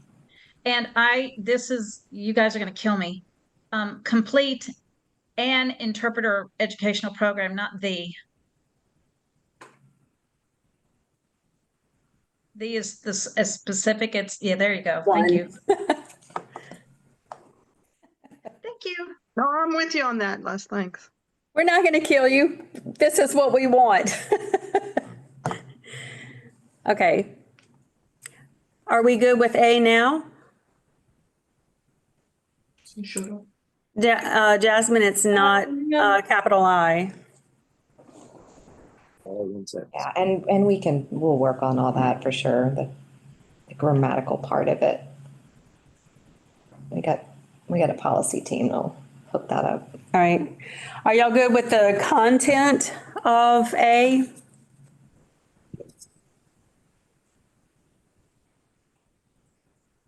Looks good. Okay. Denise and Leslie, y'all are good with A now? Yes. Okay. Thank you. B, that you hold national certification. Well, it says national or state or just generic certifying body. I'm sure there's going to be some feedback on this one. Who wants to go first? Earl, I'm sorry. I see your hand now. Earl? I'm actually fine with it as it is, unless somebody wants to be more specific, but because this is just one of the many options, certification kind of includes all the stuff that goes into getting it in the first place. So if they've gotten to that point, I don't know if we need to make it more complicated, unless somebody's trying to make it a little bit more specific, but it looks good to me. What is a certifying body? Right. I would recommend that we do the same as section 3, where we are specific about a valid certification from RID or a valid BEI certification. If we're that specific in 3, are you good with being that specific in 4? I see one head nod. Yes. Okay, thank you. Thank you, Denise. Well, I'm sorry, I can't see everybody in that at the same time. My concern is certifying body can be just anything. Exactly. I'm sorry. That's why I kind of giggled when I said it. It's a little too loosely interpreted. Right. Can be at least. Yeah.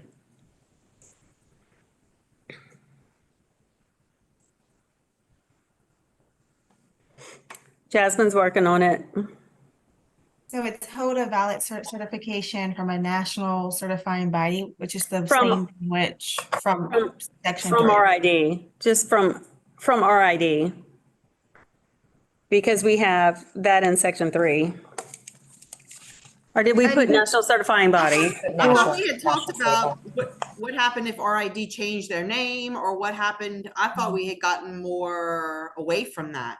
You're right. Confused. You're right. I'm not seeing it in my notes though. I didn't write that one down. Okay.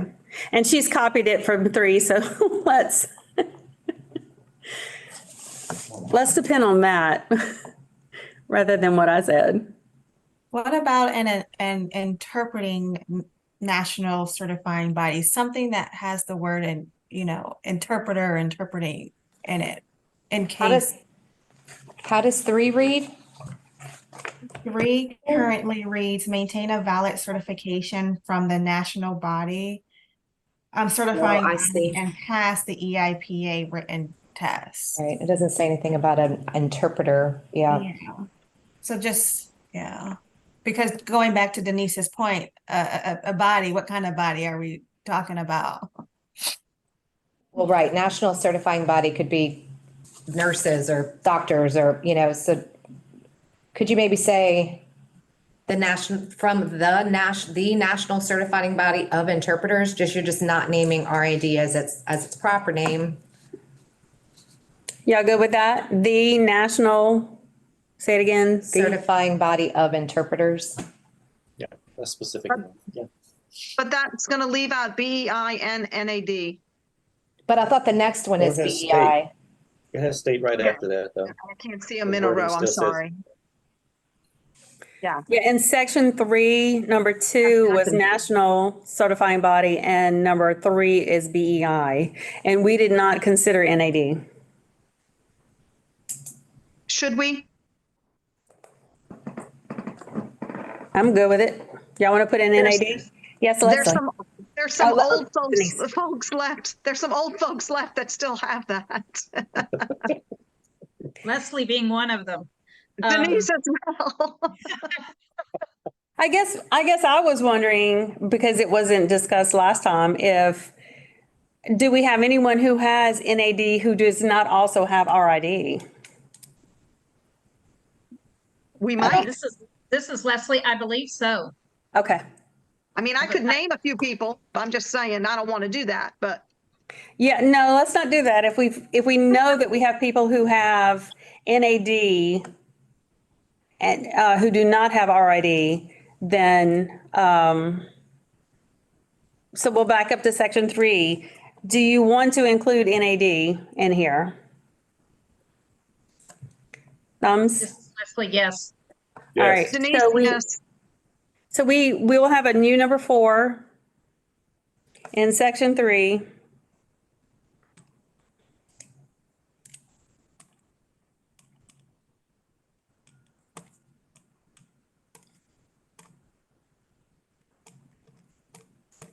And what do you want to put as the minimum for, oh, and yeah, we have maintain a valid certification. Does NAD do valid certifications? Or is it You that have to- because already recognized them? You have to provide the credentials and maintenance. CEUs, thank you. Couldn't think of the word. That. You provide that to who? To whom? I provided to NAD. NAD, okay.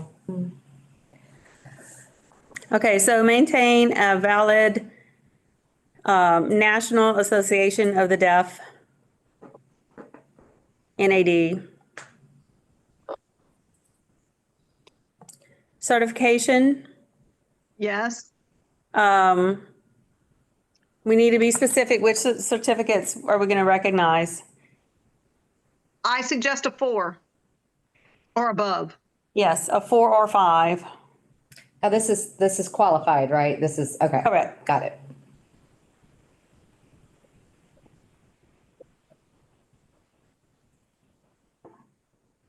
Everybody good with level 4 or 5 for NAD? Yes. Okay. Natasha, you good with it? Okay. I'm always checking to see if it's unanimous before I move on. Can I ask a semantic question real quick? So 1, 2, 3, and 4, 1 says attained, 2 says maintained, 3, 4 says maintained. We need some consistency there, but is maintained, are you up? So I think attained, first wrong, maybe wrong. It's obtain, right? Obtain and maintain. Like what are we trying to say here? They're different meanings. You have to attain the level 4, but you have to maintain the certifications. Exactly. Right. Do we want to say both on each line? Like you can't just get it, you have to maintain, okay, wait, EIPA, once you get it, you get it. It's not really I got you. Okay. There's nothing you have to do to keep it. You have to maintain the 2, 3, and 4. Got it. Thank you for that, Claire. I was so confused. All right. Moving on. Okay. Jasmine, let's go back to section 4. So A is done. We were looking at B. Did we have the same verbiage as above? Valid certification from National Certifying Body? Yes. Okay.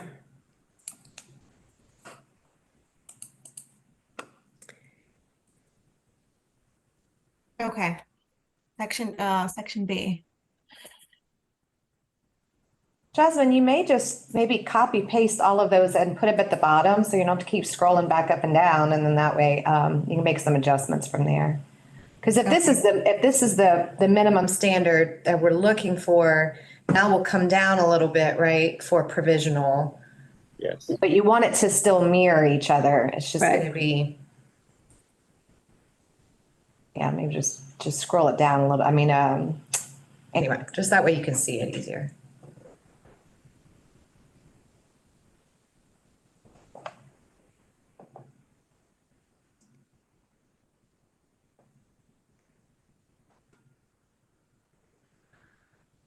So C goes back to, I think, asking about the written test again, which is, do you want to leave that in the provisional or not? Do you want the EIPA in the provisional, or do you want to move EIPA to the professional development? Or, just what has to be accomplished during a certain time? Another thing, if I can share, I recall having to take the EIPA written. I had time, after I started working as an educational interpreter. And as a very new educational interpreter, it was very helpful to have people that I worked with that were able to help me study. So just a thought, it may be a little challenging for somebody to go and try to take that test without the supports needed prior to even kind of getting into the workforce. Can I piggyback on that? If we are talking about an AA or X number of hours from an accredited institution that does not have to be in an ITP program, then we have no other check or balance for them being interested in interpreting except taking that written test. Am I making sense? Or they may have a certification. Right, I realize they may have a certification. I'm just saying, if we're back to, well, if they have a certification, then they're skipping the provisional certificate anyway. Maybe not. I'll use myself as an example. I have already certification, but I've never taken the written test. But I can tell you that since our last meeting, I've already downloaded the information to get ready to take it because I know it's coming. But, I don't have it. And so that's why I was saying, if you're going to hire somebody provisionally who has not taken the written test, but you're going to give them a year maybe within the first year. That's why I was saying, does it need to move from here? I do like the idea of it being in the plan, though, if you do remove it from here. I think that's smart. I see what you're saying. Yeah, I agree with that, Jana. If we're going to remove it, then it needs to be in the section of 12 or whatever it is that we're referencing for the plan. However, okay, we just need to think about if we want it within a certain time, how you're going to require that. Yeah. If you've already issued a provisional certificate. Yeah, that's a good point. So. Right, should it take 3 years for them to be able to pass the written test? It might. It shouldn't. No, but. All right, So when I was hired under my provisional, I remember, now this was just a particular district, but they gave me 1 year to pass the written test. The district did. 1 year to pass the written, and then I still had, I ended up getting my EIPA score within the year, so I never had to renew it, but I do remember that being a requirement. But that was one district, so hard to say. I agree. It is hard to say because when I was hired, no one cared if I bothered to apply for a provisional. Right. So that's the other extreme. Mm-hmm. Yep. Yep. Okay, so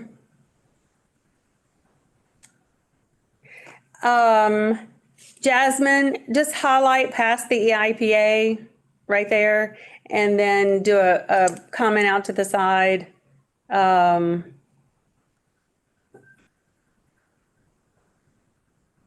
In section 12, or does it need to be in section 4 in some way? Because it's like, are we going to give a provisional? And maybe that's not the right name, but are you going to give a provisionally? Mm-hmm. Seriously, that's what this question is right now. All right, so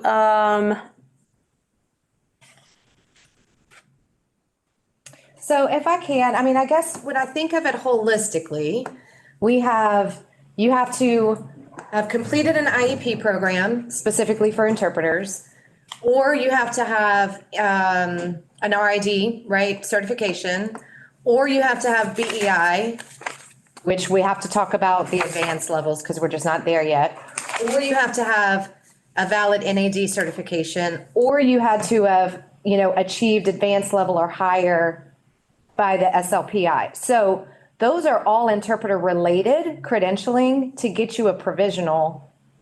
So could it be that you say the EIPA written test is just part of the provisional plan that they do before they actually get that state certificate of EIPA, that written test is included? Because, otherwise you're stopping a nationally certified interpreter from being able to work until they pass the EIPA written exam. I mean, I think those credentials are pretty strong on their own, even though we agreed on the other one that yes, you should have that in addition for your actual ancillary. Maybe provisional, you just take it off and put it for the part of the plan. That's what I'm thinking when I look at that holistically. Right, and by when? By when within the plan? Yeah, you definitely could do that. Well, but it would have to be within the 3-year limit. Right. You can't That's why I was say saying year 2. You have to say within the 3-year limit. In order to move on to Yes, the it isn't. ancillary. And isn't that understood anyway? Because it's going to run out. It's going to expire. And in order to get the ancillary, you have to have the EIPA written, which means, is that already understood? You basically have 3 years to do it. Yeah, because the plan itself, like to say that we're going to have a plan, I think is appropriate within these regulations, but what the plan looks like may go into some sort of other kind of procedural, like, template, you know what I mean? And maybe that's where you say like, okay, ideally you want them to have it within the first year, but technically they're only required to have it by year 3. So you work it into a professional development goal, but technically that person would have up to 3 years potentially to pass the written by code. Does that make sense? Thoughts or additions? So let's just hold on the EIP written part of it, the whole idea. And let's see if we can get the others listed out, because then maybe we can look at it. It's like, oh yeah, you can have this or this or this or this or this in order to, I would like to go back to A for just a minute and change that also, if y'all are in agreement, to what we put in section 3, which was 60 semester hours or an IEP.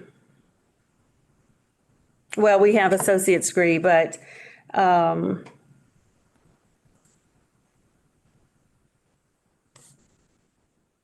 you can have either one of those. Are y'all in agreement with that?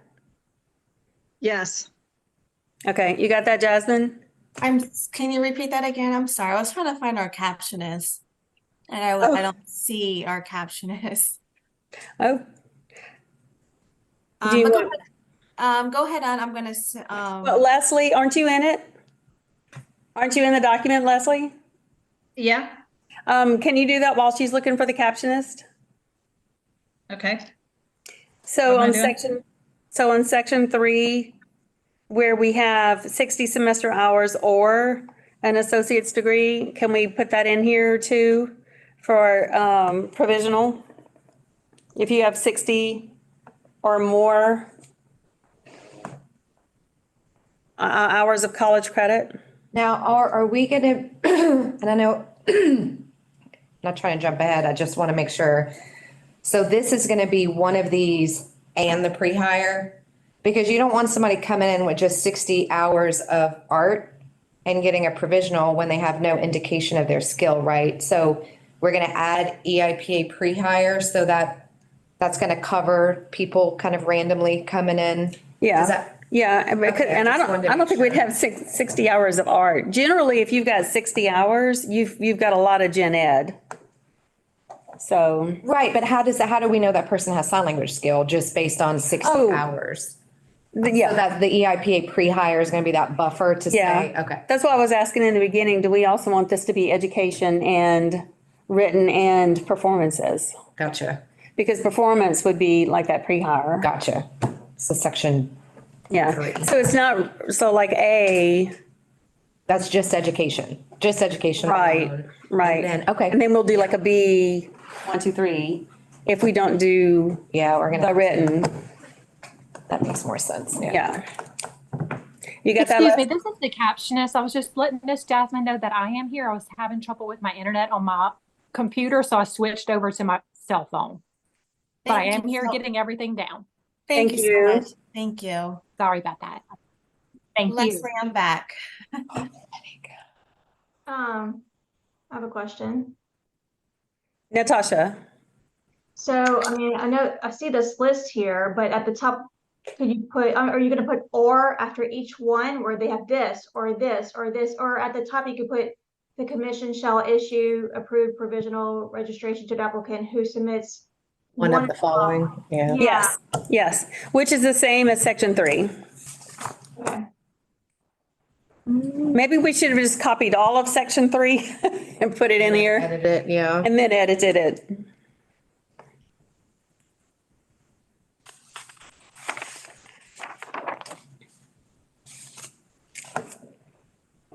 Okay, so let's, okay, I'm sorry, I thought I saw a hand. So let's look at the education again. Are y'all good with that it's an interpreter? It's an IEP, certificate of completion or degree, or 60 hours of college credit? Are y'all good with those two? Yes. Okay, do we need B, Natasha? Just one other thing. Huh? Further, I know for the deaf interpreters, there's something about 8 hours of ethics training. I think that would be good to put in for the provisional too. So if it's someone with 60 hours, you know what I mean? Like they haven't gone through the training, that'd be good to add there too, I think. Jasmine, can you just throw a note down on the bottom? 8 hours of ethics training. It's almost looking like we would go back to provisional, issued 3 different times, and that first year you have to do all these things in order to get your second one, but we'll hold off on that.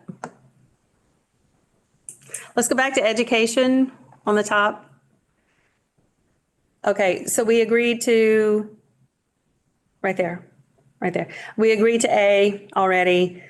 We agreed to C already. And B, we already have done, correct? We can take B out? Okay. Are we taking B out? Yes. Okay. I'm gonna make this.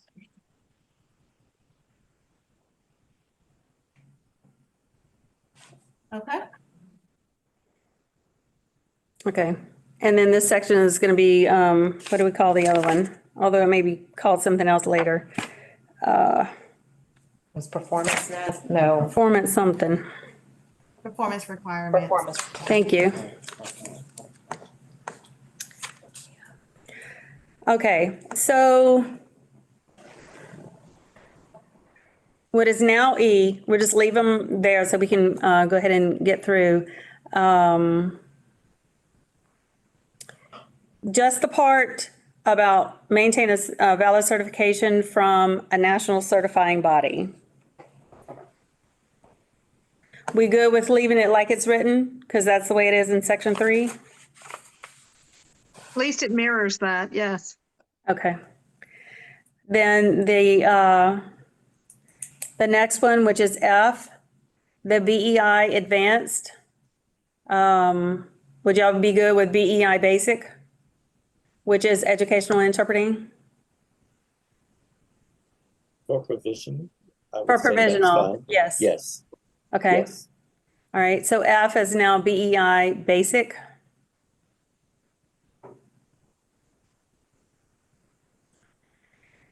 G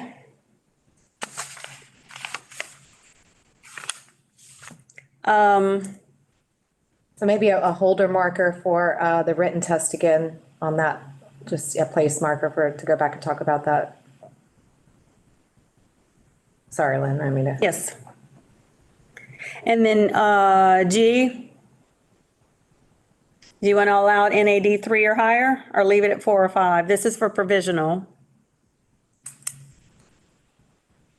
I want to leave it at 4 or 5.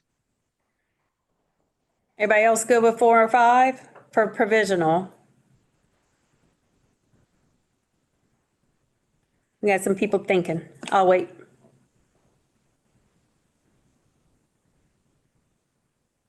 This is Natasha. It's hard for me because I don't know the levels, so I don't feel comfortable voting on something I don't really know that much about. I'll just trust Earl and Leslie and the others' opinions if they know more about it. Well, I think one of the vital aspects is it can't be taken anymore. So, if you've been holding on to a 3 for a long time, I think that's recognized as perhaps not maintaining the best integrity of your skills. So if you at one time tested a 4 or 5, which at one time had equivalencies to RIDs, CIs, and CTs, then I have a little bit more trust in the fact that perhaps your skills have been maintained longer. That's just my 2 cents. And it was a really long time. I'm just saying. Really long time ago. The 90s. The 90s. Correct. All right. Are y'all good with leaving it a 4 or 5 based on the further discussion? All righty. Yes. We have 1 abstain. That'll be fine. And then this is also performance achieving the advanced level or higher on the SLPI or SCPI, depending on where you take it. Are y'all good with that level for an SCPI to get a provisional certificate? Yes, Leslie. This is Leslie. I made a few comments on the side. Again, you're going to kill me. SLPI and SCPI should be capitalized. Yes. And also they test they test your signing skills, sign communication proficiency, but not interpreting skills. Correct.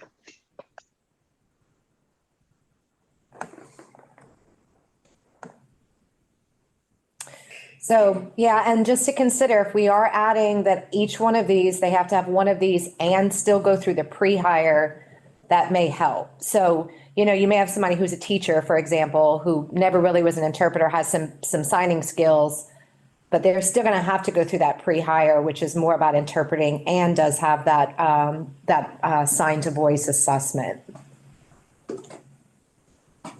This was in here before. Sorry, Leslie, I see your hand. I'll just go ahead and finish my comment. This was in here before because LCD was offering the SLPI and it was very accessible for people. And I don't know of anyone who is offering it other than the School for the Deaf. And actually, we don't even offer it anymore. We contract with another state.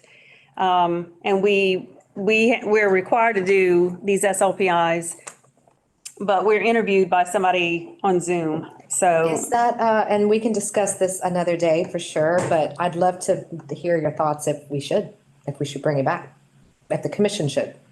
I like the idea of the SLPI even now, and back then too, because it was less expensive, it was quicker to do, and really, it's not an interpreting test at all. It is only a language test, but it also indicates that you have sign language ability. Right.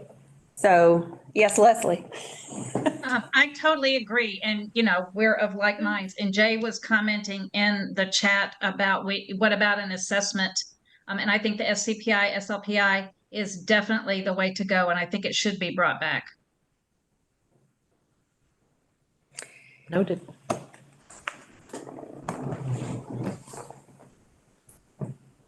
Okay.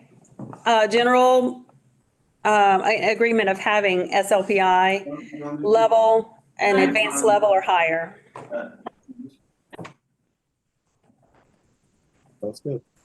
And I can tell you what this means, what advanced means. Oh, you're this one? Advanced means that you sign at a normal rate, that you can comprehend somebody signing at a normal rate. You have advanced level vocabulary. You have good command of ASL vocabulary, and then you've got fluency. So just to give you an idea of advanced. All right, I don't think we have group consensus on this one, but I think we've got the majority. Did we have the majority saying advanced? All right, this is for a provisional, and it may not belong here because it's sitting with all these other performance interpreter certification performance tests. So maybe it belongs somewhere else. Let's think about that too. And then a new I, Jasmine. What's it called? EIPA pre-hire screening? Is that its title? Is that right, Missy? Is she still there? EIPA pre-hire? Is that the screening? What's it called? What's the official name? It should be on the left-hand side. Screen. Scroll up to D on the, Jasmine. Right there, pass pre-hire. Nope, you went too far down. Go back up. Pass the pre-hire screening of the educational interpreter performance assessment. That's so odd that they weren't capitalized, but anyway, yeah. Right, but I thought that was its title. It is its title. Yeah, pre-hire screening. No, not pre-hire, just educational interpreter performance assessment. The EIPA should be capitalized, but we could fix that later. Because that's the name of it, the test and the pre-hire. Yeah, that's what I was saying. If it's the formal name of it, pre-hire, actually not hiring, screening, then those should be capitalized too. It's pre-hire, Jasmine, instead of hiring. Yeah, let's look it up. Or you could make a note for sure. Yeah, let's look at the proper.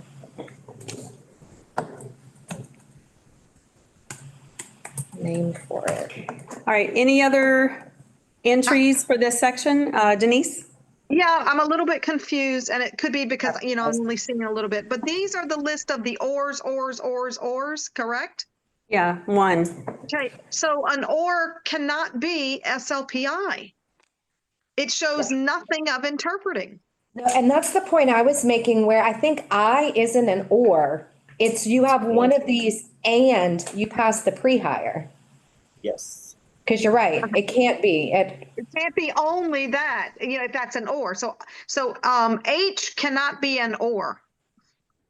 But could it be if they also pass the pre-hire screening, then you. Can be and pass, yes. And, so that could be, yeah, so I needs to be an and, yeah. Yeah, I needs to be, get rid of I. Right. It has to be, see what I'm saying? Part of H. Part of H, yeah. It is part of H, exactly. Well, There you go. But doesn't passing the pre-hire apply to all of these? No. No, because if I've Only got an this one. R&D certification, I don't need to pass a pre-hire. Gotcha. Okay, I'm following. The only one that's iffy is the sign language proficiency interview.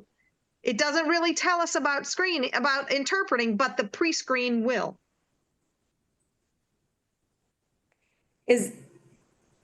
Okay. So you want Unless I'm the misunderstanding something. You want the SLPI plus the pre-hire? Yeah, Do you want them both? H. What is that or what? Just like H is written. Okay. Are y'all in agreement with H having the two components? Can y'all still see us okay? I don't know what happened. Yeah, our lights went out. Normally it's on a timer, but I can't. Get it back on. If we lose video, we are adjourned. Oh, we have to wait 15 Because minutes. I'm going to go ahead and leave. We have not had air for an hour. Yeah. Oh, All right, so I'm sorry. Let's check again. H has two components, SLPI and the pre-hire. We were good with both of those in there. And Missy's still reading.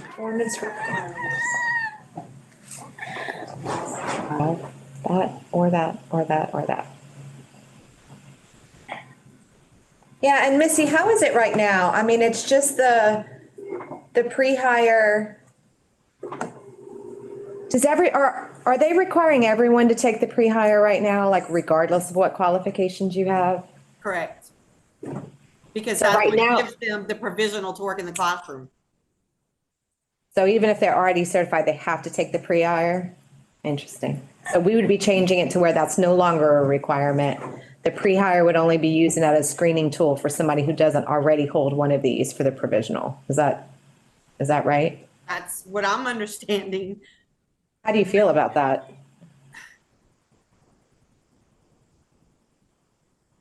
I'm not familiar enough with all, like the I mean, I took the SLPI, 30 years. In the 90s. Yeah, okay, thanks. Really long time ago. I didn't know it even still existed. I was shocked when I saw it in here. I guess I'm thinking too, just like for a devil's advocate for a second, what if you do have somebody with an SLPI from 20 years ago? How do we assess that they actually still have current skills? I mean, should the pre-hire be required no matter what? I don't know. It's just something to think about. Well, it says Isn't it the same as NAD too? I mean, I didn't know that still existed. I thought they all went under the RID umbrella. Yeah, that's what we were asking a while ago. I wasn't aware that they still renewed it. Oh, yes, if there's a fee to be gotten, they renew it. I want to follow up with what Missy said, and then Earl, I see your hand up. So Missy, you're saying that regardless, let's say I came to apply, I have RID certification. Regardless of that, I have to take the pre-hire screening? I'm saying that's how it is now. I'm not necessarily saying I agree with that now, because that's the only thing that covered us statewide, to give the interpreter the provisional to be in the classroom. So I thought, okay, interesting. That's an aside. I thought that I could go get a provisional now with my RID. That's one district. Maybe the other districts aren't requiring it. Yeah, Right. maybe you're stricter or so. Okay, interesting. Earl? I'm just thinking, whatever combination of requirements we put together, as long as there's some component that shows that this individual has some competency in interpreting. We've got a number of people who quote, they're signers, and I still use that term with quotes. They know some sign, but they don't know the ethics involved. They don't know the process of interpreting. Yeah, they may have, with their family, they may have done some, ordering at restaurants and all that sort of thing, but not everyone can get into an educational environment and actually interpret meaningfully. So as long as there's some way to measure that, and based on what I've heard of the SCPI and the SLPI, you would need another identifying or qualifying marker to see if they actually have the interpreting part of things in addition to, so they can just sign, but that's not the same as interpreting. So as long as we come out of any of these requirements, somebody who wants to get into educational interpreting has to be able to interpret, and we need to be able to know that. So I think adding that pre-hire to that particular one is good. The other certifications, to get those, you have to have already proven that you know how to interpret to some degree. So I'm fine with H like it is, but it has to be paired with something. Yeah. So NAD still requires ongoing CEUs, et cetera. Okay. So the SLPI is just the one thing that they could have maybe gotten a score once upon a time and never did anything with it again, right? Compared to the other ones. All right, just making sure I understand. We can add a time frame on the SLPI. Yes. An SLPI score of advanced or higher from the past 2 years, whatever, make up a number. I was going to say 5. Okay, well, whatever. You know me, I'm always going to go much more rigid. And yeah, I get the 2 years, but it's difficult to get the test. Oh, I mean, I don't find that to be so, but okay. The SLPI. Yeah, no, I mean, I just retook one myself just for maintenance. Oh. I mean, I had to take one too at the school, but, I mean, I'll be interested to hear how you, got access to it. So we'll do that offline. Sure, sure. Just on the top of this, section B, Jasmine, where you shall also have one of the following. Just for clarity on it, but then it'll be matched with section 3. Do y'all want to move H out, or do you want to leave H as you can have RID or BEI or NAD or the combo NH?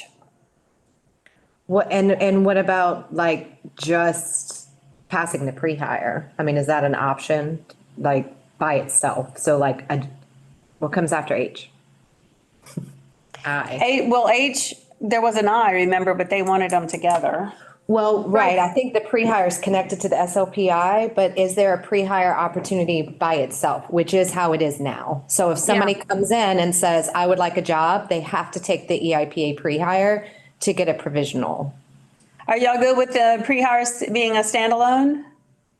Yeah, I mean, don't remove it from H, make it an Add it. additional I. Correct. Yeah, Yes. correct. I would just say if you are gonna put it as I, as a standalone, then you don't need an H. Yeah, but H is saying that you have to have both. Right. I is saying, or you can just pass the pre-hire. Right, so why have an H? Because you don't want somebody to come in and say, I have a SLPI with only an SLPI. Is what that was discussed, because it doesn't talk about interpreting, it just talks about skill. Right, and I'm saying why have an SLPI at all if you have an I? I get what you're saying, efficiency, remove it completely. I'm good Yeah. with that. Yeah, if you don't have Remove the one of the other SLPI three up there. completely. I got you, because okay, yep, I'm following you. Everybody look at H, you go, taking another test. Well, but I guess there Taking a twofer. Yeah, there could be a benefit. I guess I'm again, devil's advocate for just a second, to some of your points earlier about the value of that test and keeping it and maybe having a testing center. So let's just say somebody is like, man, I've been wanting to do my SLPI because I would like a rating. And then they happen to have it. I don't know, maybe because it's written here, it'll be encouraging to them, like, no, there's a pathway for you here. How about they have to take the SLPI while they have provisional? You know, that provisional is, held provisionally. Well, the pre-hire to me kind of is that though, because if they're going to take the pre-hire, it's going to give them a rating to let them know the areas they need to work on. In interpreting, not in language skills. Right. I mean, if there's value in having the SLPI, I don't know that it belongs in here if you have an I. Then you don't need it in an H. Does it belong somewhere else? Yeah. Perhaps in the plan. Right. That's what I was saying. Does it need to go elsewhere? I see that. I could see it being moved to the professional development plan, achieve Assess their that. language skill, yeah. Mm-hmm. All right. Are y'all good with removing SLPI as one of the minimum standards for getting a provisional? Moving it out of here. Are y'all good with that? Yes, it's redundant. Okay. Do we, So now there will- moving it to a different section? Yeah, to section 12. Okay.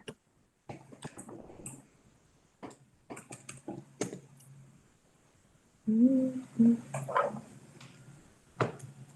now there's no I.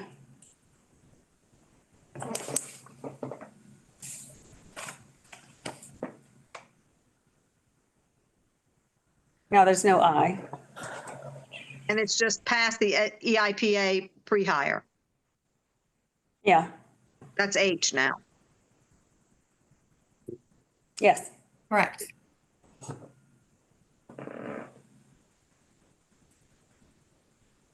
I think this is a really good improvement, just because I remember, and Missy, you probably remember too, the frustration of people who would come in and be like, all right, I'm already certified, but I can't start working until I go take this pre-hire. Seriously, it really just was a hang up rather than a tool that could be used for people, for an assessment that's actually needed. So this is a great improvement. I'm thinking, like you said earlier, that might be just district specific because. Because the law doesn't say that. Right. Admin code doesn't say it, so, or bulletin 746 where this was pulled from. All right. So we've got the educational requirements, we've got the performance requirements. The written test, are we putting that as part of the plan? The EIPA written, we're not going to put that as a requirement for a provisional, is that correct? Correct. Okay. So yeah, wherever EIPA written is, we will move that to section 12.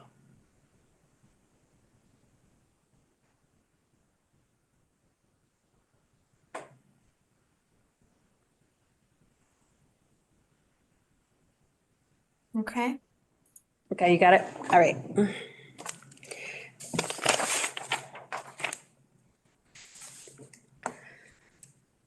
Okay, back under section 4. What is under H? Do we have anything else under there?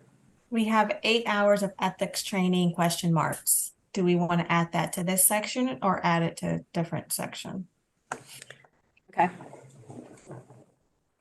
This is, Well, it's, I recommended that because I felt like for provisional, if they come in with just the, I was looking at the SLPI or something like that, then it'd be good for them to have the ethics training. But for the plan, maybe that could belong there. y'all good with moving that to the plan? Yes. Because we have 60 hours of college. Yeah. And we've got And we don't have an 8-hour unit that's accredited by anybody either. So, I mean, we can't, unless we create one. That's what I was wondering. I saw it down there. I'm like, where is that? Like, who's, I wanted to ask more about that. So We don't have one. It's great. We should, but we don't have one yet. So if it's part of the plan, we can work on creating it. Mm-hmm.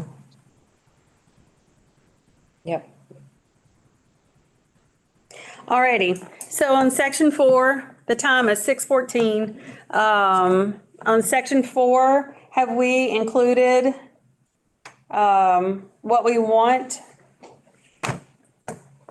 for a provisional?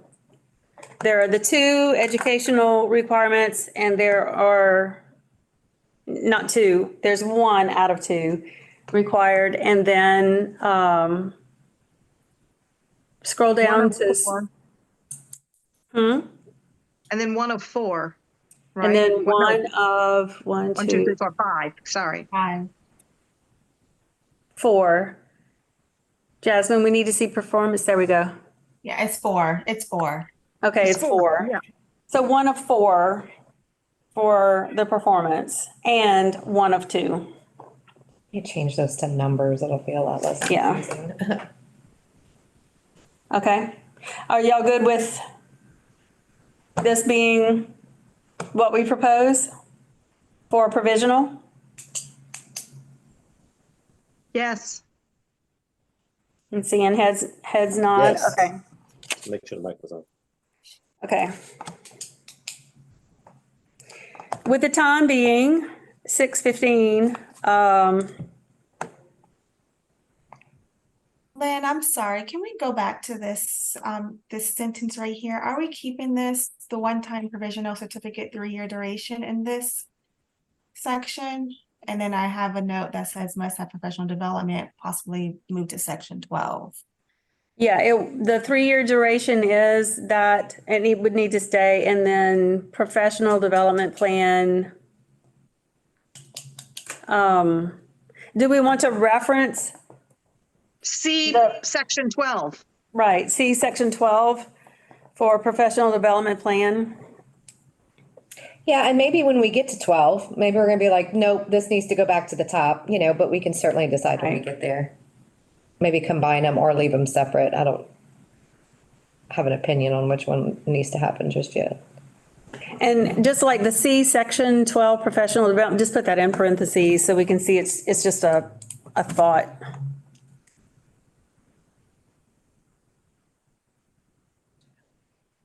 Right. Okay.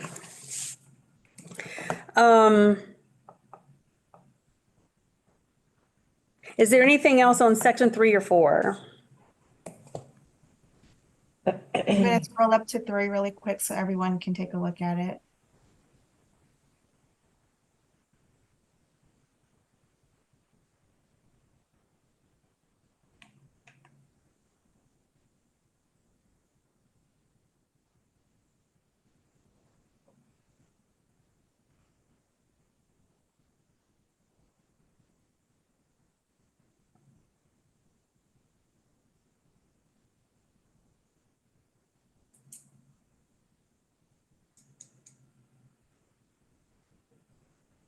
Did we ever discuss that language down there? If the applicant is unable to provide evidence of meeting one of the criteria, I mean, I feel like that was maybe right at the end. Did we talk about that last time? Or did we stop? I think we stopped and this was gonna be discussed at a later time. Yeah, I don't remember us. Or possibly moved to a different section. Okay, let's, I'm gonna suggest, just because of the time, that we address this first next time, so we can maybe say we finish section 3. To me, we got 3 motions. We gotta get out of committee of the whole, and then we got 2 motions we've got to do before we close today, and then the motion for adjournment. So is there anything else on this for today? I'm thinking we'll get it cleaned up and then kind of decipher it for the next meeting and look at it again when we're fresh. Does that work for you? Okay. So I need a motion to come out of committee of the whole. Earl moves. And then is there a second? Denise seconds. And then all in favor, Earl? Aye. Yes. Missy? Yes. Natasha? I have to hear you. I have to hear it. It's open meetings law. Sorry, yes. Denise? Aye. Leslie? Yes. Okay, it passes unanimously. We're now out of committee of the whole. And the 2 motions that I think that we're going to need is for section 3. We have added 3 different things. That's in my notes. So we've added 3 things. So do I hear a motion to add these 3 items to section 3?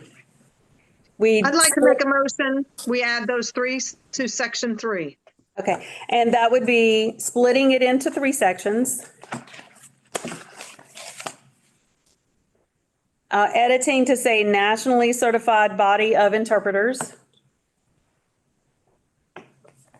And we added NAD. Do I hear a second? Earl, were you seconding or you were just thumbing up? I'm agreeing with it as like. Okay, as you Leslie mentioned. is seconding. Any discussion of that particular motion? All in favor, Earl? Aye. Natasha? You have to say the words. Yes. Missy? Yes. Leslie? Yes. Denise? Aye. It carries unanimously. And then do I hear a motion that we accept as a proposal to LCD, the requirements for provisional certification and Jasmine, I'm putting Jenna and Jasmine together. Jasmine will lift everything we've decided today and put it into this motion.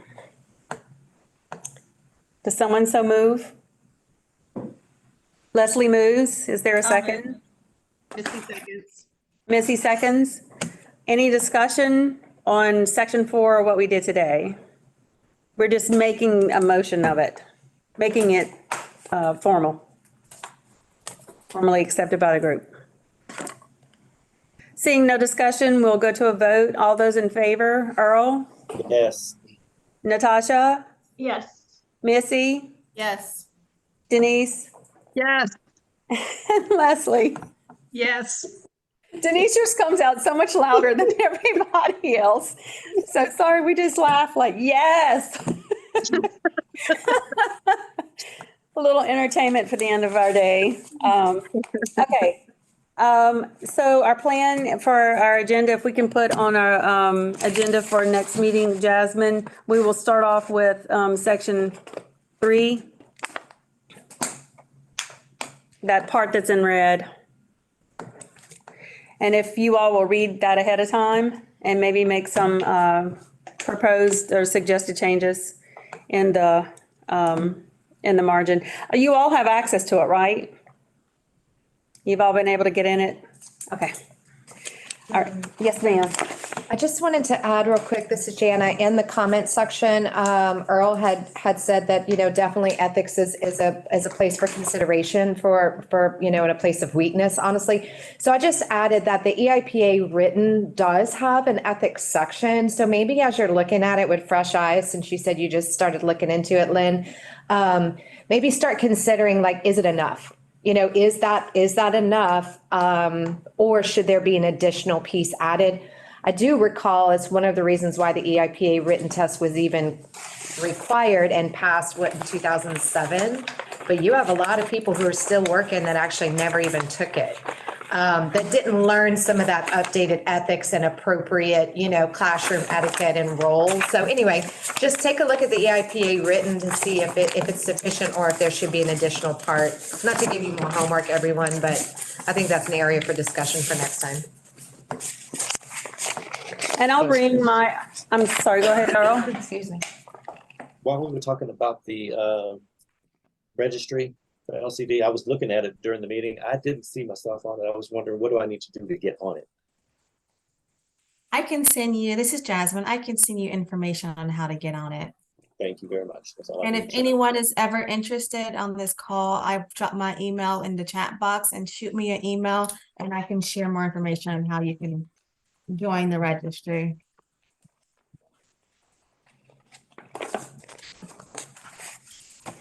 And I'll bring my downloads to the next meeting too for the EIPA written to see if it has, to tell you what it covers. Like if it says, I think it's 125 questions, and maybe it says how many are on ethics, how many are on this topic, and how many are on this topic.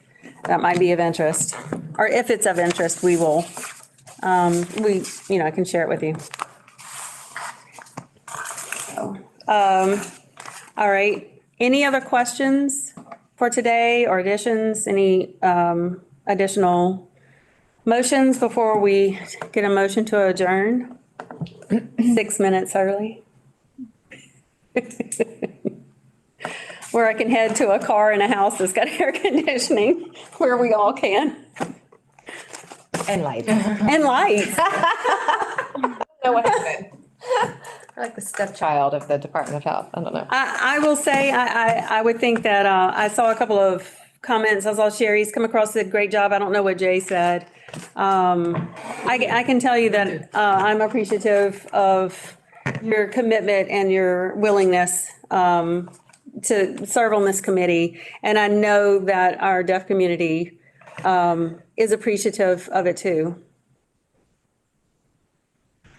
I don't know if Jay wants to say that. Big thank you. He is the vice chair of LCD. Jay said, looking forward to the continued discussion. Very informative for me. Good job running the meeting, Lynn. Earl said, thanks to Liz and Ruby, I do not envy you.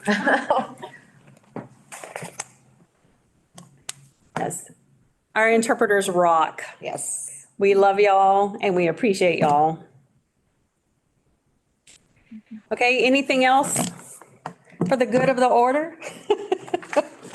Do I hear a motion to adjourn? Leslie went up. Oh, and Earl went up with two hands. He seconded. We have to vote for an adjournment too. I looked it up. We have to vote. All in favor, Earl, Yes. Natasha, Yes. Missy, Yes. Leslie, Absolutely. and Denise will let you go. Yes. There it is. Thank y'all again. I'll see y'all in a couple of weeks, if not sooner.